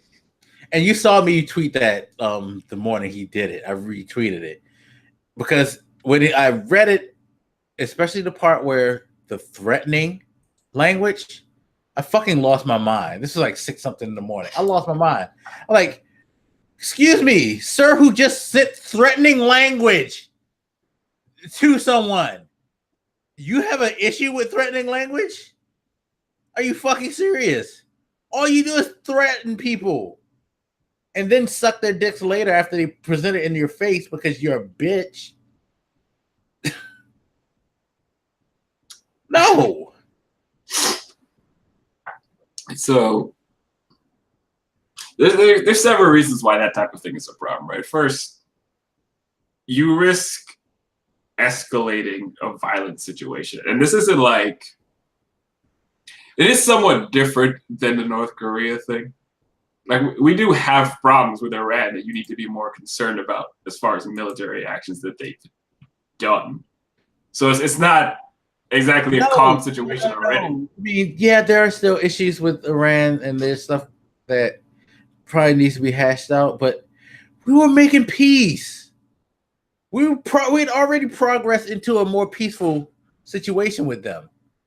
They were at the table at least. This wasn't North Korea. North Korea has never been to the table. North Korea has never wanted to be invited to the table. Nor have we wanted to invite them because of their practices. They've never had it in any point that they wanted to be more amicable. Iran did that. We are established relationship. And this is fucking it. I mean, sure, it is worth noting that Iran they are not the best actors in the world, but yes, we were doing something with them that was better. I remember messaging you on Twitter just the other day. I was like, I have a question. Where's the replacement for the Iran deal? Because I don't feel like we've taken a step forward in a good direction with Iran since we started all this shit. And I was gonna say, like, there's several bad things. One is just you're risking escalating this situation, but the other is that if you don't do anything, you're destroying your already low credibility. Like, that's why you don't just come out and say wild shit like that, because when you don't back it up, as other people have learned, I was gonna say other presidents, which I do think other presidents have learned that, but I don't think they were as bold with their wording anyway, so they didn't have to worry about it as much as you. But generally, when a president doesn't back their shit up, it doesn't look very great. And it just proves to your enemies in the other countries that maybe you don't have what it takes to back your shit up. It's not good for many reasons that he did that. And I highly doubt that whenever he said that 3 a.m. shit posting he did was something that was like coordinated by the intelligence agencies or whoever deals with this type of thing. Like, this wasn't something a bunch of advisors came around and they all decided to craft this statement and just put it out there. You were just taking a shit like 3 a.m. or whatever, and just tweeted this. Fantastic. What are you doing up at that time? Day. I'm sorry. It was like midnight or something. I don't remember. But no, what is still? You're the president. What are you doing up that late tweeting shit like that? I think that's one somebody who works hard, quote unquote. You sure do stay up late watching news. I feel like this is something we haven't I can see if he was a creative mind type person, like if you're a painter, a writer, yeah, we do shit like that. You don't have a mind, so what are you doing? So my issue is he's the president, and I know we talk about these tweets like, oh, they're just tweets, but since he's the president, they are on some level like official statements that he's able to just do on the spot in a moment of anger without talking to anybody else. Like other presidents didn't really do that. Granted, I don't think they had that same relationship with the internet that obviously a president would now in this modern age, but there's no fucking line between him and what he can say to the public. And he's not saying them in a well thought out, planned, coordinated form. He's just like, I have my phone and I'm angry. So he's able to just like spew shit on the nation in a less controlled way than any other president has. And I noticed this article when I pulled up that tweet, and the headline was, Iran shoots back at Trump, quote, color us unimpressed. And this shit is childish here. So Iran's foreign prime minister, Mohammad Javad Zarif, like here's his tweet back. In capitals, it says, color us unimpressed. And then he goes on, the world heard even harsher bluster a few months ago, and Iranians have heard them, albeit more civilized ones, for 40 years. We've been around for a millennia and seen fall of empires, including our own, which lasted more than the life of some countries. All capitals, be cautious. That line right there, the fall of our country, and it's lasted longer than most countries that have existed. That's cold. That's a good one. Yo, that dude. Kudos to you for that one, because that's a good line.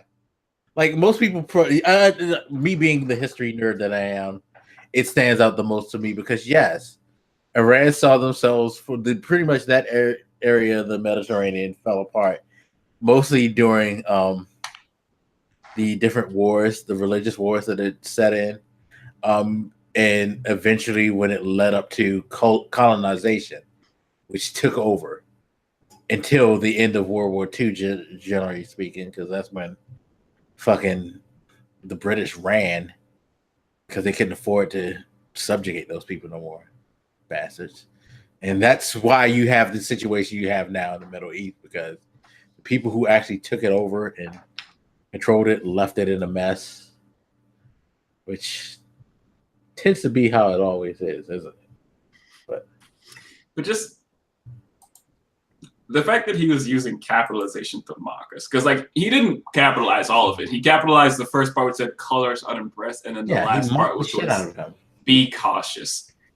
He mocked the shit out of him. This is what I'm talking about. The fact that he can mock him, but he showed him how to properly use caps when sending a message online. Jesus. This is what happens when we have a president like this. Like this dude just feels like he can just mock us. You can talk proper internet etiquette. What is wrong with you? Shit is fucked. That was the Iranian foreign minister. Like, come the fuck on.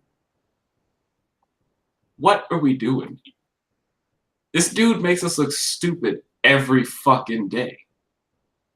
And again, everybody keeps saying like, ooh, it's tough talk with blah, blah, blah. Is it? Because they don't take him seriously when he does it. And they shouldn't, because he's full of shit. Russia didn't take, well, he doesn't really say anything against Russia, but Russia, I'm sure, doesn't take him very seriously as a person. I'm sure North Korea doesn't take him very seriously. Iran just showed they don't give a shit. Like, not only did they show them they don't give a shit, but they publicly displayed that.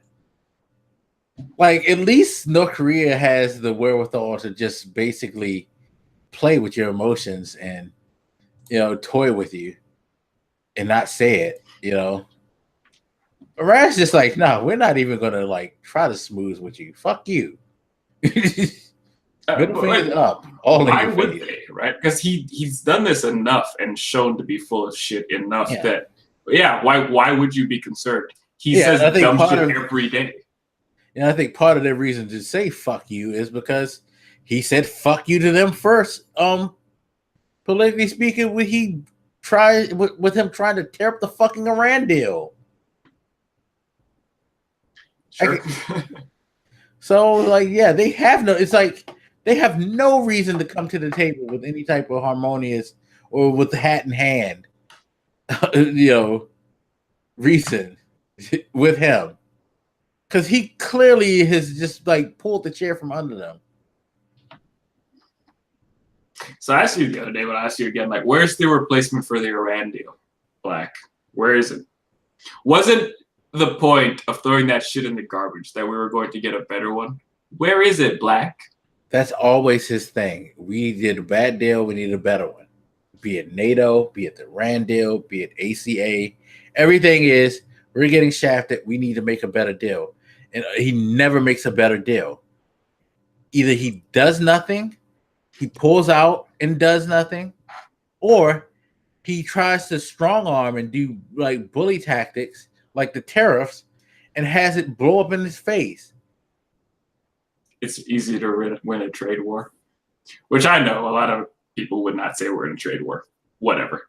Like, semantics, I guess. I don't know at what point you would call it a trade war, but I think the point is that we're having this fucking issue of this tit for tat bullshit that we're doing with them.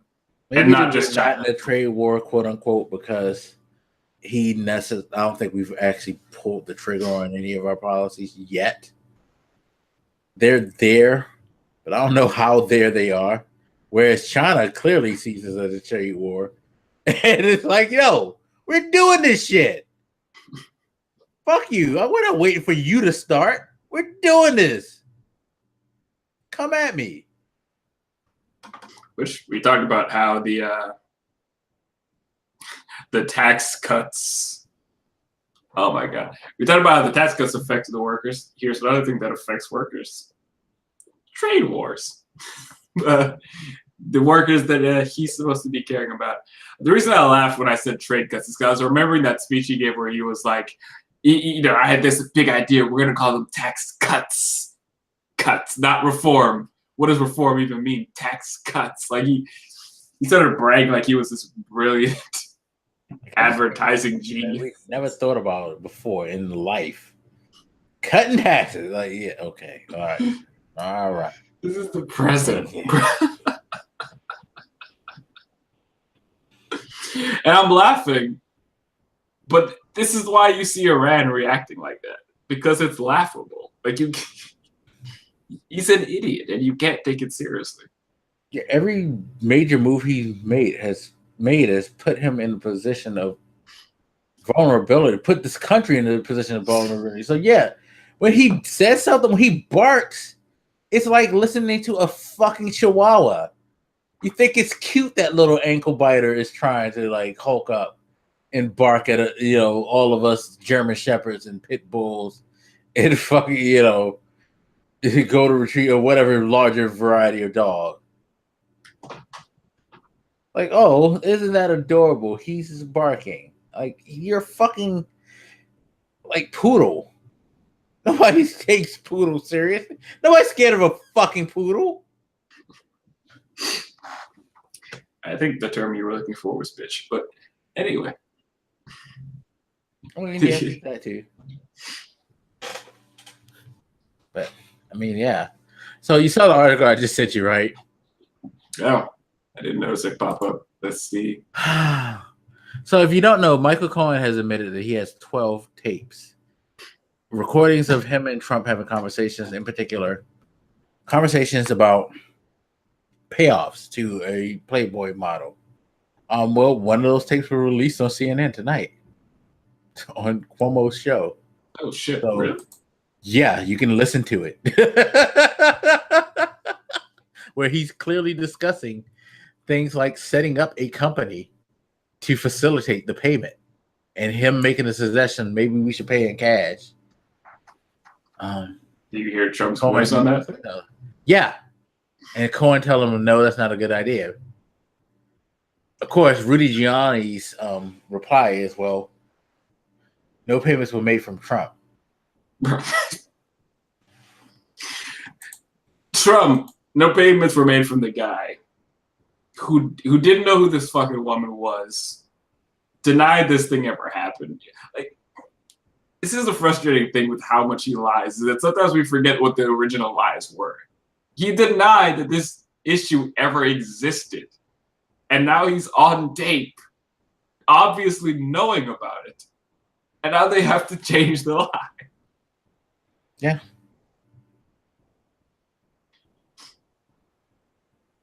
Yeah, because they said the discussion relates to whether Trump should buy the rights of a story from American media, which paid McDougal $150,000 in 2016 for a story about an alleged 10-month affair with Trump. Basically, if you don't know, that company is basically the National Enquirer people. Because if you read the article, they mention the guy from the National Enquirer.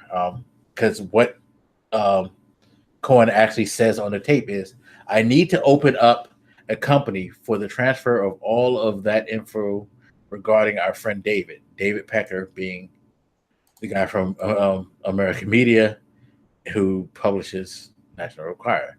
If you don't know this also, there is a practice that is said to be done by the National Enquirer where they will buy the rights to stories, and then political friends or people who they're close with, they'll contact them and let them know they have these things so that they can have them procure it so these stories won't go public. Which is basically what it sounds like. This is exactly what they did. They got National Enquirer, got the story, contacted Trump's lawyer. He got in touch with his client and told him what was going down. And they worked out an arrangement to buy the story off of them so it wouldn't be exposed publicly. I'll have to give this shit a listen later. Yeah. Also, in addition to discussing the McDougal payment, that's the Playboy model, Trump and Cohen are overheard running through a list of potential legal issues, including contesting a New York Times request to unseal divorce records for Trump's first wife, Ivana, as well as more mundane matters such as polling numbers and Trump surrogate pastor Mark Burns. So they weren't just talking about that, but they were talking about other stuff. It seems like it mostly was minor stuff, quote unquote, but still stuff that he had going on legally. I think the fucked up thing is I keep forgetting that there's somebody not Stormy. I keep forgetting that this Playmate is a different person because the president's penis is apparently all over the place. By the way, this stuff was done in September 2016, by the way. What stuff? Huh? What stuff? The conversation. That's when the conversation went down in September of 2016. You know, a couple of months before the election. Yeah. I guess that probably didn't say explicitly, but that is part of the reason this stuff matters so much is the legal issue of this being considered like a illegal campaign contribution by. This dude has so many problems that are just self-made problems. Matter of fact, trade war, bullshit problem, didn't exist. I mean, I guess we had issues with other countries, but didn't exist. There was no serious issues with any of these things. And to the extent that there was, this certainly wasn't the way to deal with that. Border issues, fucking Russia thing, this issue with Iran, blowing up the Iran deal, like all of this shit. All these people who said like, you know, what can one man do? What can the president do? All of this shit that we talk about every day is largely a set of artificial problems, right? They weren't just there before, or if they were not as serious as they are now. And I would like an explanation from any of you guys who said, you know, Hillary and Trump would be just as bad. They'd be equally the same. Please explain. Paint a picture for me as to what the Hillary presidency would have looked like. Exactly. I don't know how it could have been worse. Like, what was she going to do? Yeah. Give me a list of the things that you thought she would do that would be this problematic. Which brings to mind the extra sexist nature of that shit too, because it's just like it kind of comes off as well.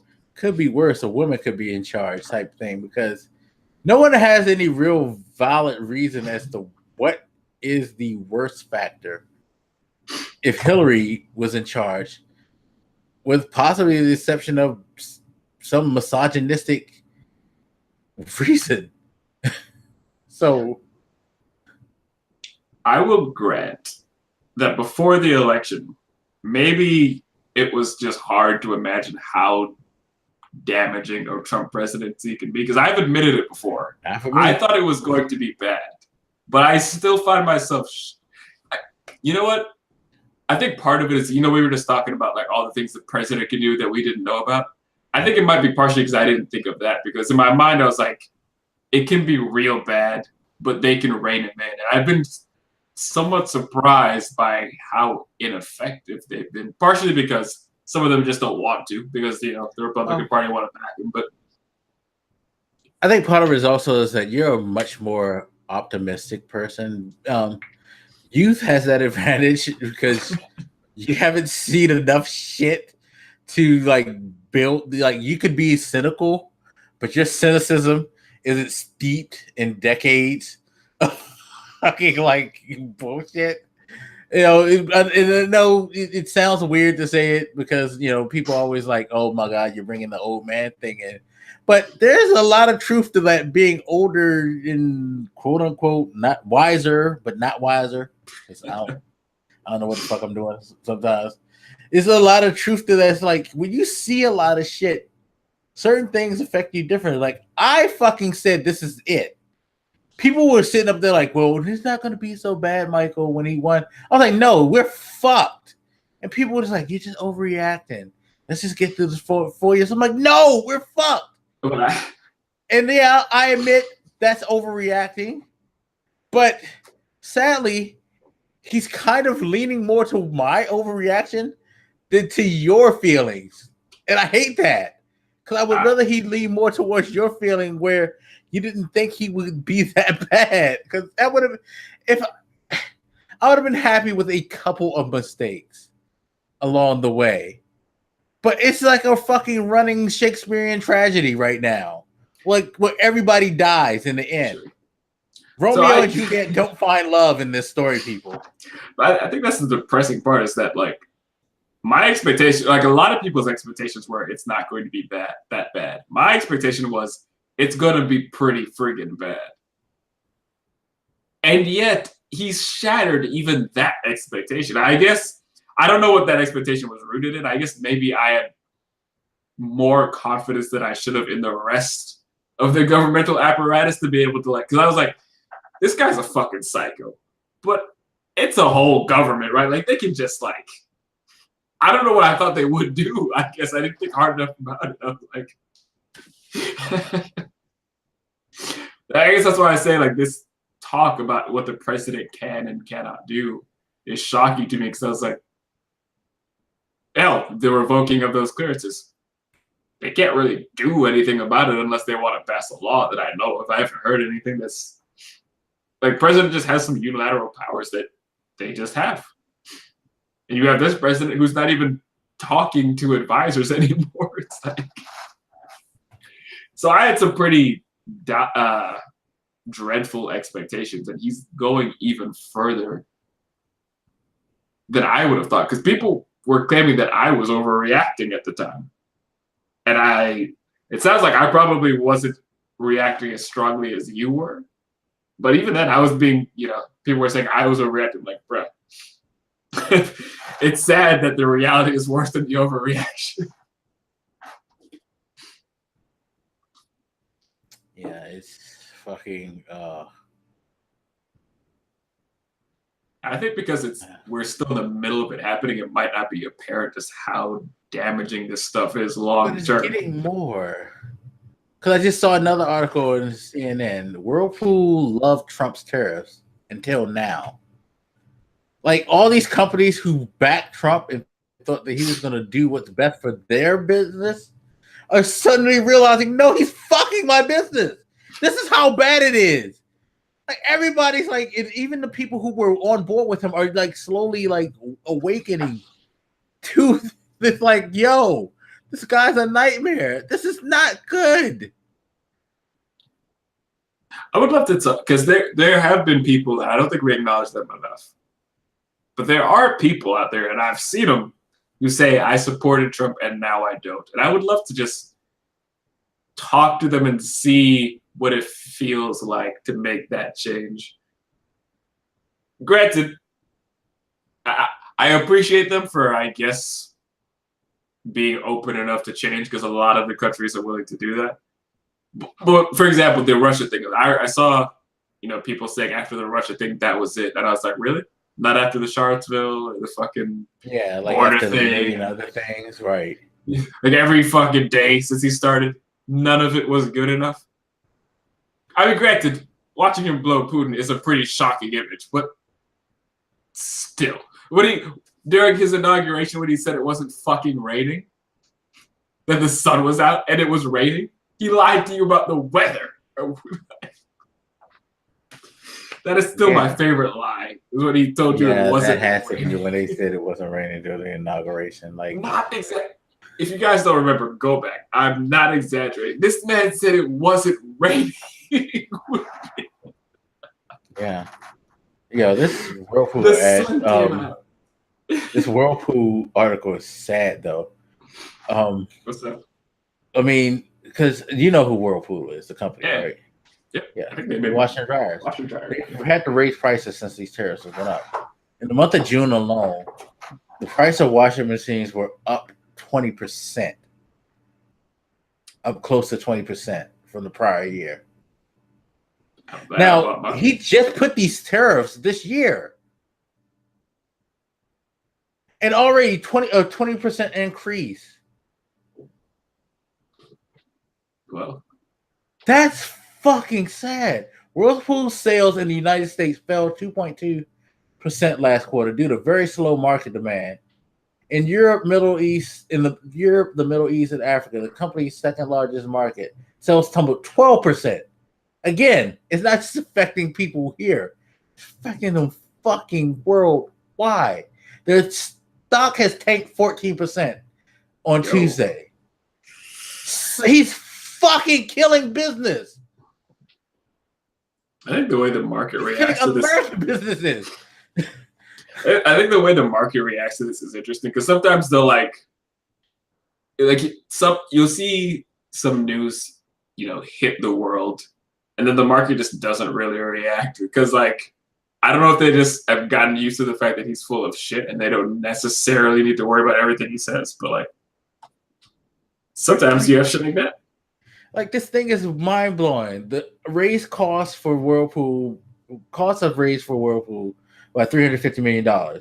Steel prices in the United States are 60% higher than the rest of the world right now. What is he doing to do better for this country? Somebody please explain to me what he has fucking done.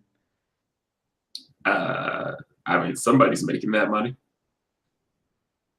Yeah, China.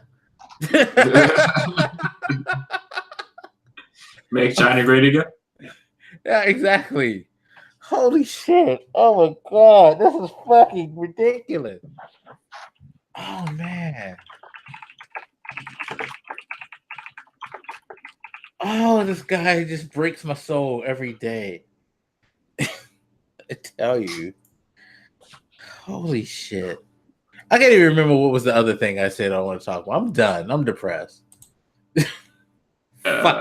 We vaguely mentioned Ivanka's company shutting down. If you don't know, his daughter's fashion company is shutting down, to which I saw the perfect tweet to that, which was from Funny or Die, which was the upside of this is that 0% of American jobs are going to be lost from her company shutting down. Because if you don't know, all of her stuff is manufactured and developed in China. So sad news for China, the Chinese economy, for whatever minute amount of money they made off of her.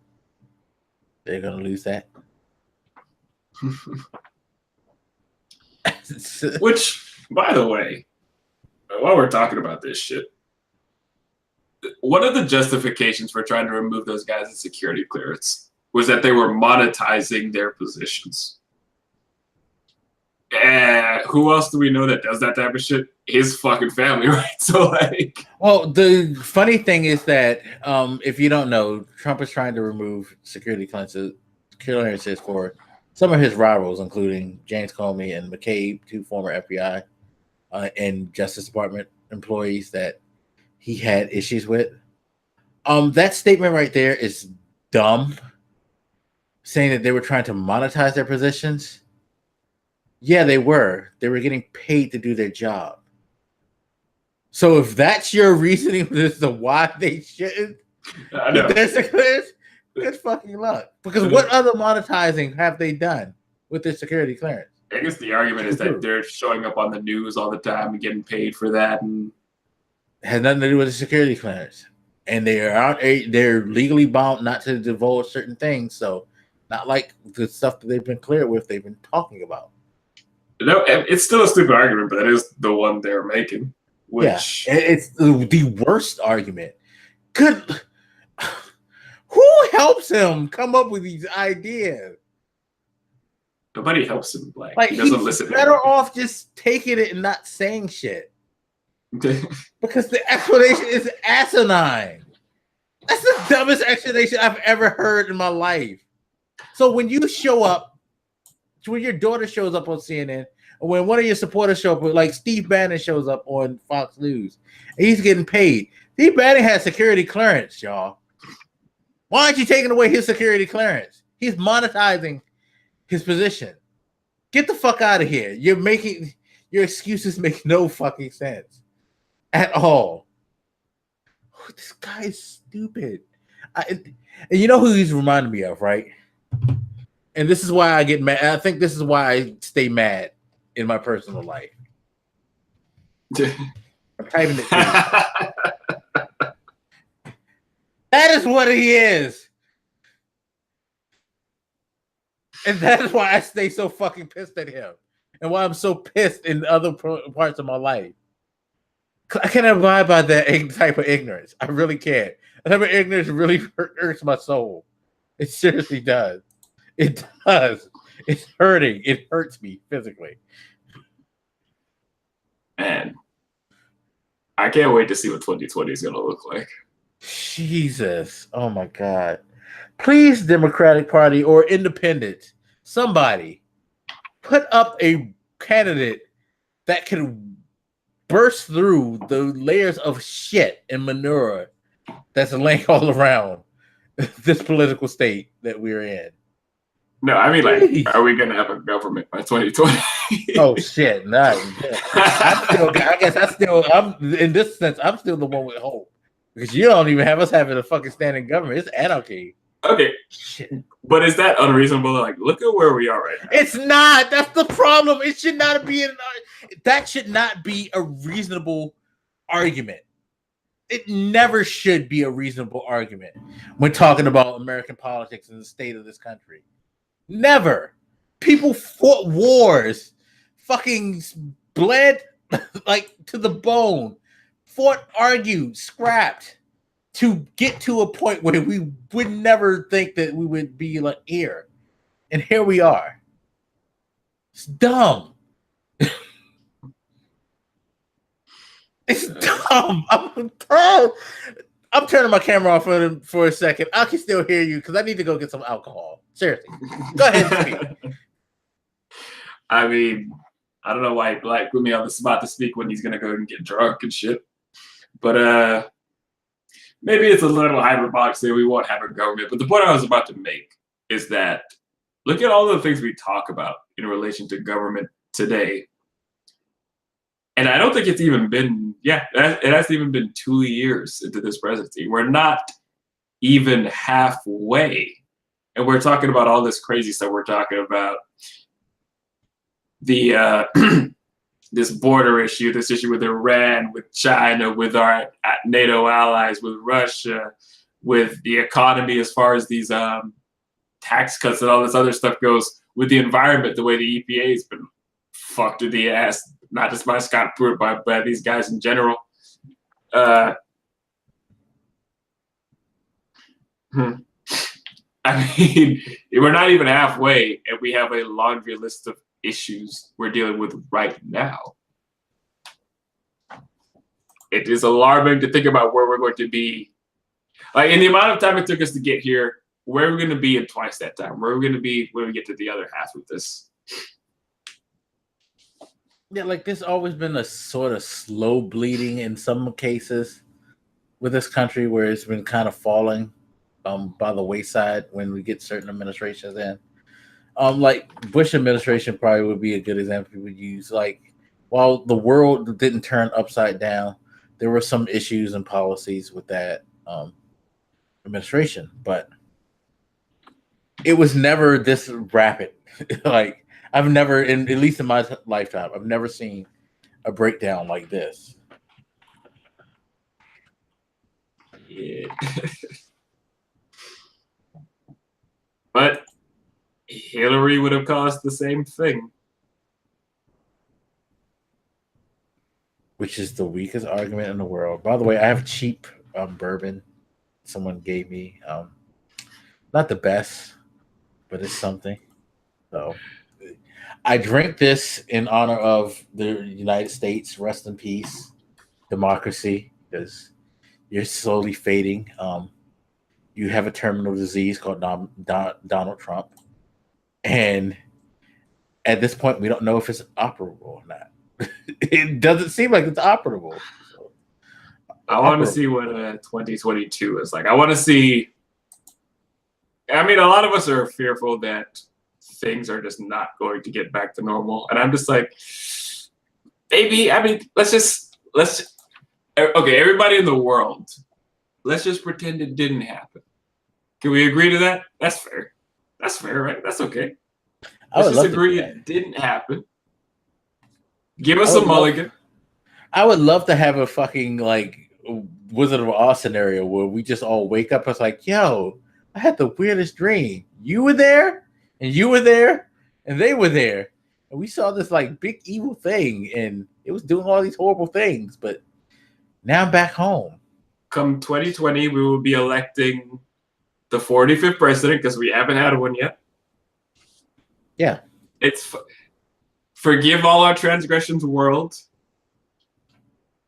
Just, just let us jump past this healing process. Like, we should have to heal. We just never got the injury. We're fine. Let's just continue from where we left off in 2015. Minus the Russia shit. Stop fucking with us. But the rest of it, let's just jump off from 2015, 2020. All good. That feels perfectly reasonable to me. I think we should just do that. Somebody needs to, shoot that message out to all the other world leaders, have them disseminate it out to their countries. I'll work on getting America on board, and then it's cool. That is my ultimate dream. It's just we just pretend it never happened. Yeah. All right. So I'm gonna drink this nasty cheap bourbon and then try to calm down. Because probably need another one. Some of us just suffer through our problems. Nope. I'm just given to debilitating alcoholism until this presidency is over. Hopefully my liver will survive. I hope you other guys out there have like more healthy solutions, because mine was suffer with it until you die, and his was drink to your death. So yeah, so hopefully you have more peaceful means. Please send them to us, and maybe we'll try them. Don't follow our advice on that particular. And I'm sure there's stuff we missed, but I don't feel like talking no more. I'm done. I'm sad. There is an all-woman pay-per-view being put on by WWE. Oh yeah, let's talk about the happy thing. So yeah, WWE is doing all women pay-per-view for what? We don't know. And the only reason I say that is because I feel like there needs to be something more weighted added to it. Because while I would love to see these women being showcased, I love seeing these women showcased, I should say. I need them to reaffirm to me as a fan, especially as a fan of most of these ladies, that they're not just there just as a spectacle. Like that they actually are taken as a serious part of the company. So I'm gonna need the tag team belts announced. I'm gonna need an Intercontinental Women's Championship also announced, so they can have some diversity, and they can give these women a reason to fight instead of just doing these weird random pop-up group matches that they do. Where it's funny because I feel like WWE writing breaks their stuff down to high school cat fights.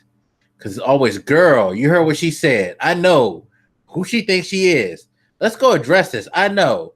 Oh, you talking back to me, bitch? I'ma fucking fuck you up. I got your back, girl. And then they fight. It's no rational reason for them to have the matches that they be having in WWE with the women. Yeah. It's always some fucking like high schoolish shit that makes no sense and demeans them. I remember a couple years ago, Natalya had a match with I think it was Cameron or whatever, because on Total Divas, I think Cameron got Natalya a gift that she didn't like, or maybe it was the other way around. Like one of them got them like a birthday gift or some shit, and they didn't like it, so they had a match. And I was like, "What? These are adults. Stop." Yeah, exactly. What the fuck kind of grown ass women for a match was that? Like mature grown ass women don't act like that. You know it. Stop it. That's the harmful thing because it makes them look like children. But yeah. That aside, I am very interested in this pay-per-view. They announced the 3 women's matches, so SmackDown Women's Title, Raw, NXT. I think the finals of the Mae Young Classic 2 is going to be there. Yeah. Feels like there's a bit of. By the way, Io. Put Io in the championship, please. For what, the NXT? Yeah. I don't think she can. For the Mae Young. Oh, for the Mae Young, yeah. Put Io in the final, please. If you don't know who Io, I'm sure she's a favorite. I always forget how to pronounce the name. Io Shirai, yeah. Shirai, yeah. Io Shirai. Look up Io Shirai. SHIRAI. And of course, Io is I-O. I'm sure Rousey's gonna do something too. Yeah, she is. She's got another. She's gonna fuck up. Oh wait, yeah, she has the Raw match. Alexa. Yes. Yeah, she's in the Raw. Alexa. Yes. Yep. Never mind. I'm dumb as shit. Yeah. So I saw her on like one of the posters for that, and I was like, why is she on the poster in front of everybody else? Blah, blah, blah. Oh yeah, she's in one of the fucking matches. I'm dumb. Fuck me. By the way, it made me say her name, and it made a noise to alert that it heard me. I have to remember that. For those who don't know, I have a Echo device, and you know her name, and I say it because I talk about Miss Bliss, and she perks up. I'm surprised she didn't say anything. She probably used to. It's like, okay, this motherfucker's talking about wrestling, ain't he? I'm just gonna ignore him. Can't you like name her to something else? Hmm? You can't give her a different. No, I had to check that out. But it's always going to be something I'm going to use because it's going to be something like Jeff, and then I'm going to talk about Jeff Hardy. Or just Lillian. No, I wish you could actually make her learn a new name. Because I name her something obscure that I would never say. Probably somebody like, your name is Shaquanda. I'm not going to say the name Shaquanda a lot. A Bonquisha. God.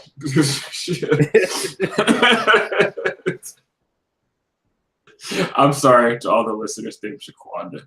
Yeah, so if your name is Shaquanda, send your hate mail to @Cardiacsumo on Twitter. I want to be clear. Horrible I'm not sorry I said that. I'm sorry that your parents named you that. Anyway.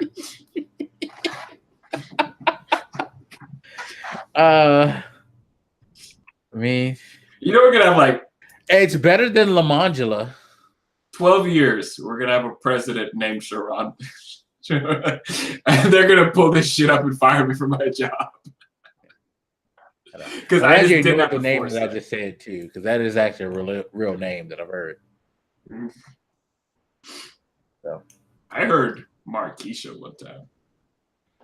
I still say Lamangela is still the worst. No, because like You know why that's the worst, right? Lamangela. That's Say a real it name. slow. Yeah, say it slow. Lamangela. I'm not hearing it. Lamangelo. Say it slow. Lamangelo. Slow it down a little bit. Lamangelo.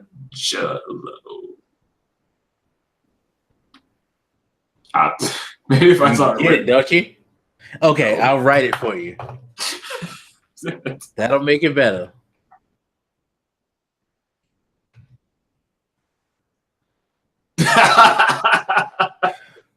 I kid you fucking not.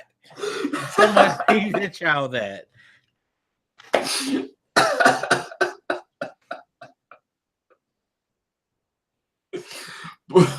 But why?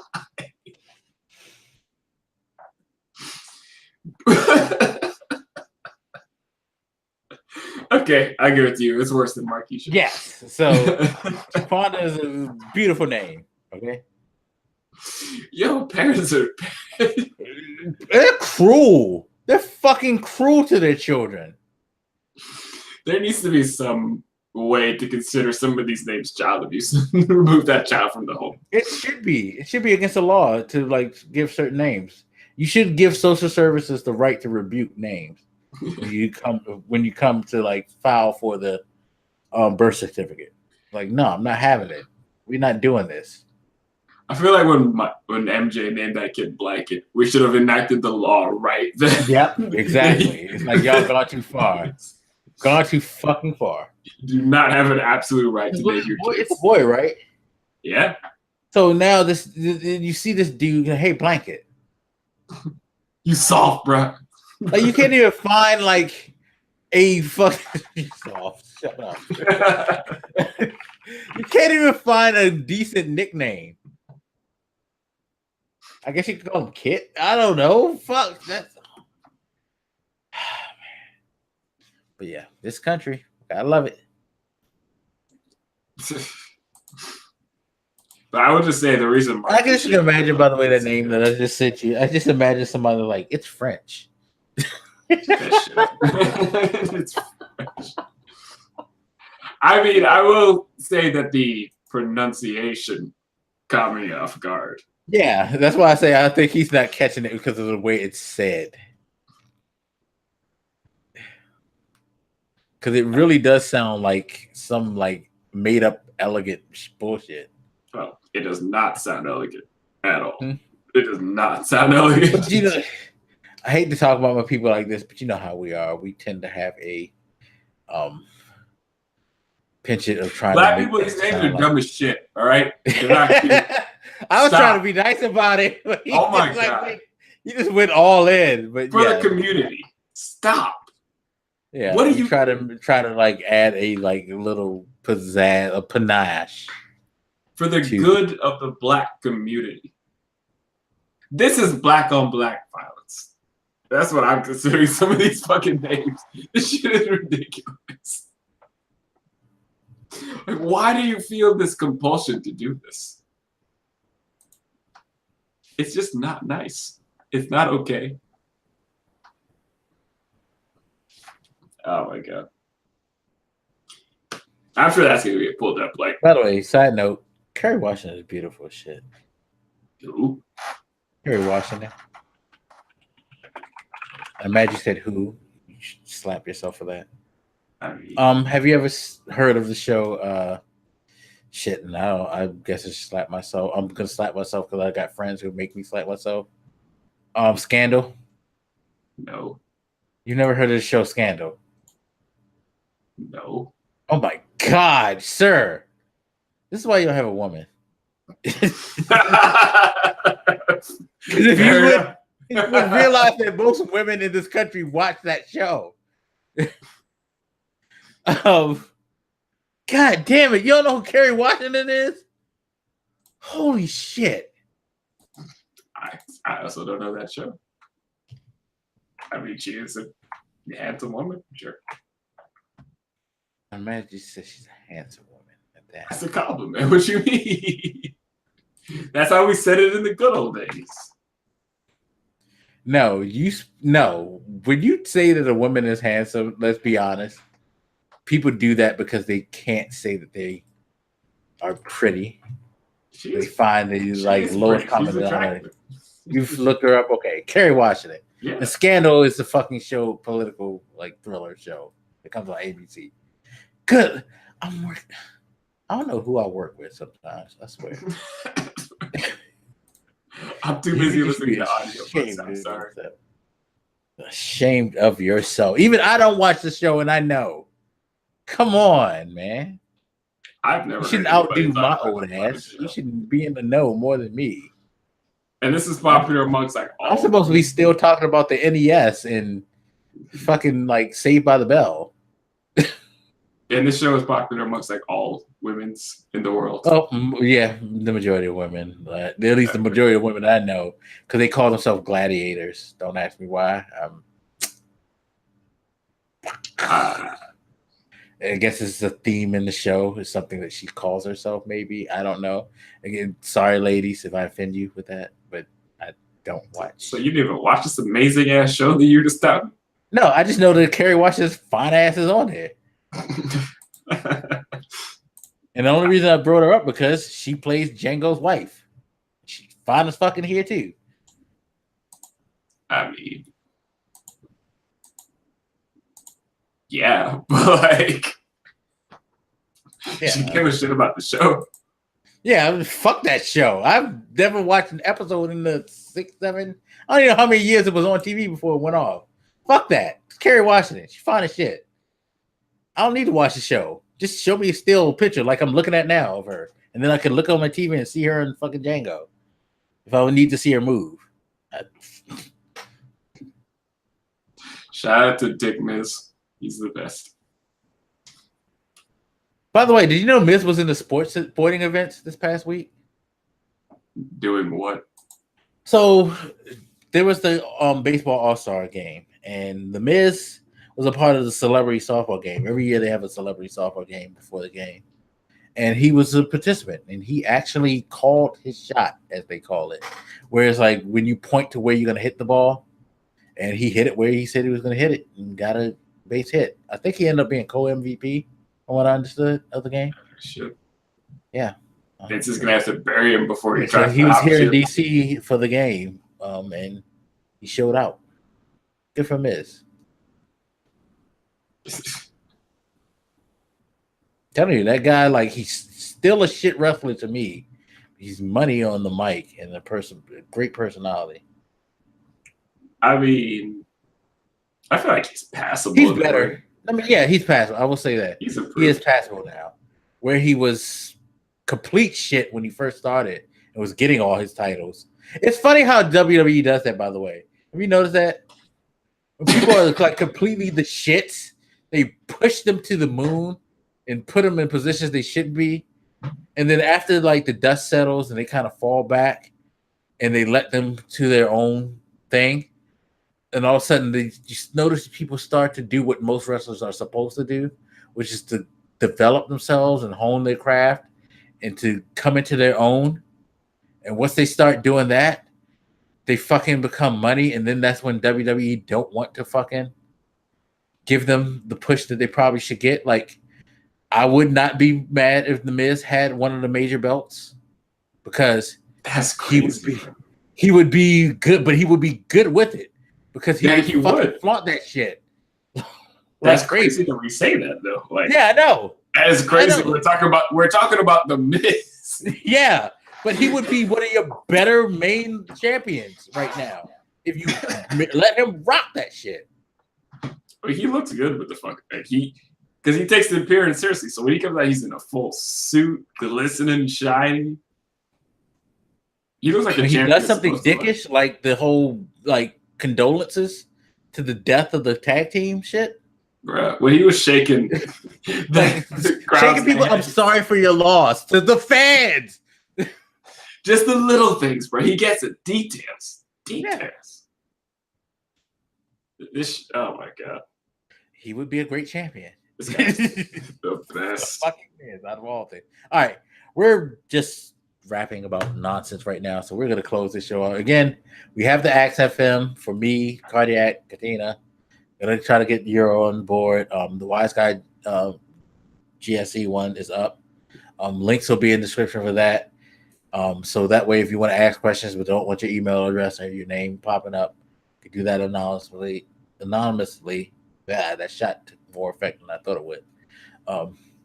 And communicate with us that way. So, anything you have to say? Any books that you have to recommend? I'll say if you're gonna ask me shit on Askfm, try to make it very clear to me that you're like a human asking me these questions. Other than that, I think I recommended one of the last times How to Change Your Mind, which is a book that focused around like psychedelics and stuff. I finished it, so I would say like, yeah, you guys give that one a check out. It's at least interesting. I probably recommended it before, but I was on a walk and I listened to it. It was Letter to a Christian Nation. It's really short. Like I listened to it like an hour or two, a couple hours. It's a super short book. It's a nice little if you're ever looking to challenge your faith, it's a nice little thing, I guess. Yeah, nothing major. Ask me your shit with a very clear human language. Call me an asshole at the end of your questions, then I'll know it's real. There you go. Just call him an asshole. Call him by his name. Yeah. All right. So thank you again for watching. We appreciate you checking us out as always. And I don't know.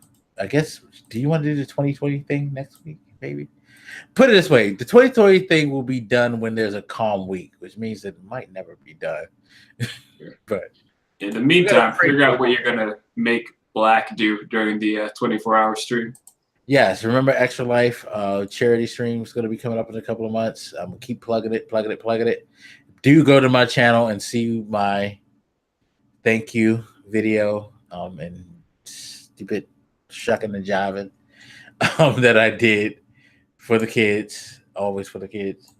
And yeah, I think that's about it. Also, watch my Funko Pops videos because I got Funko Pops. Yay.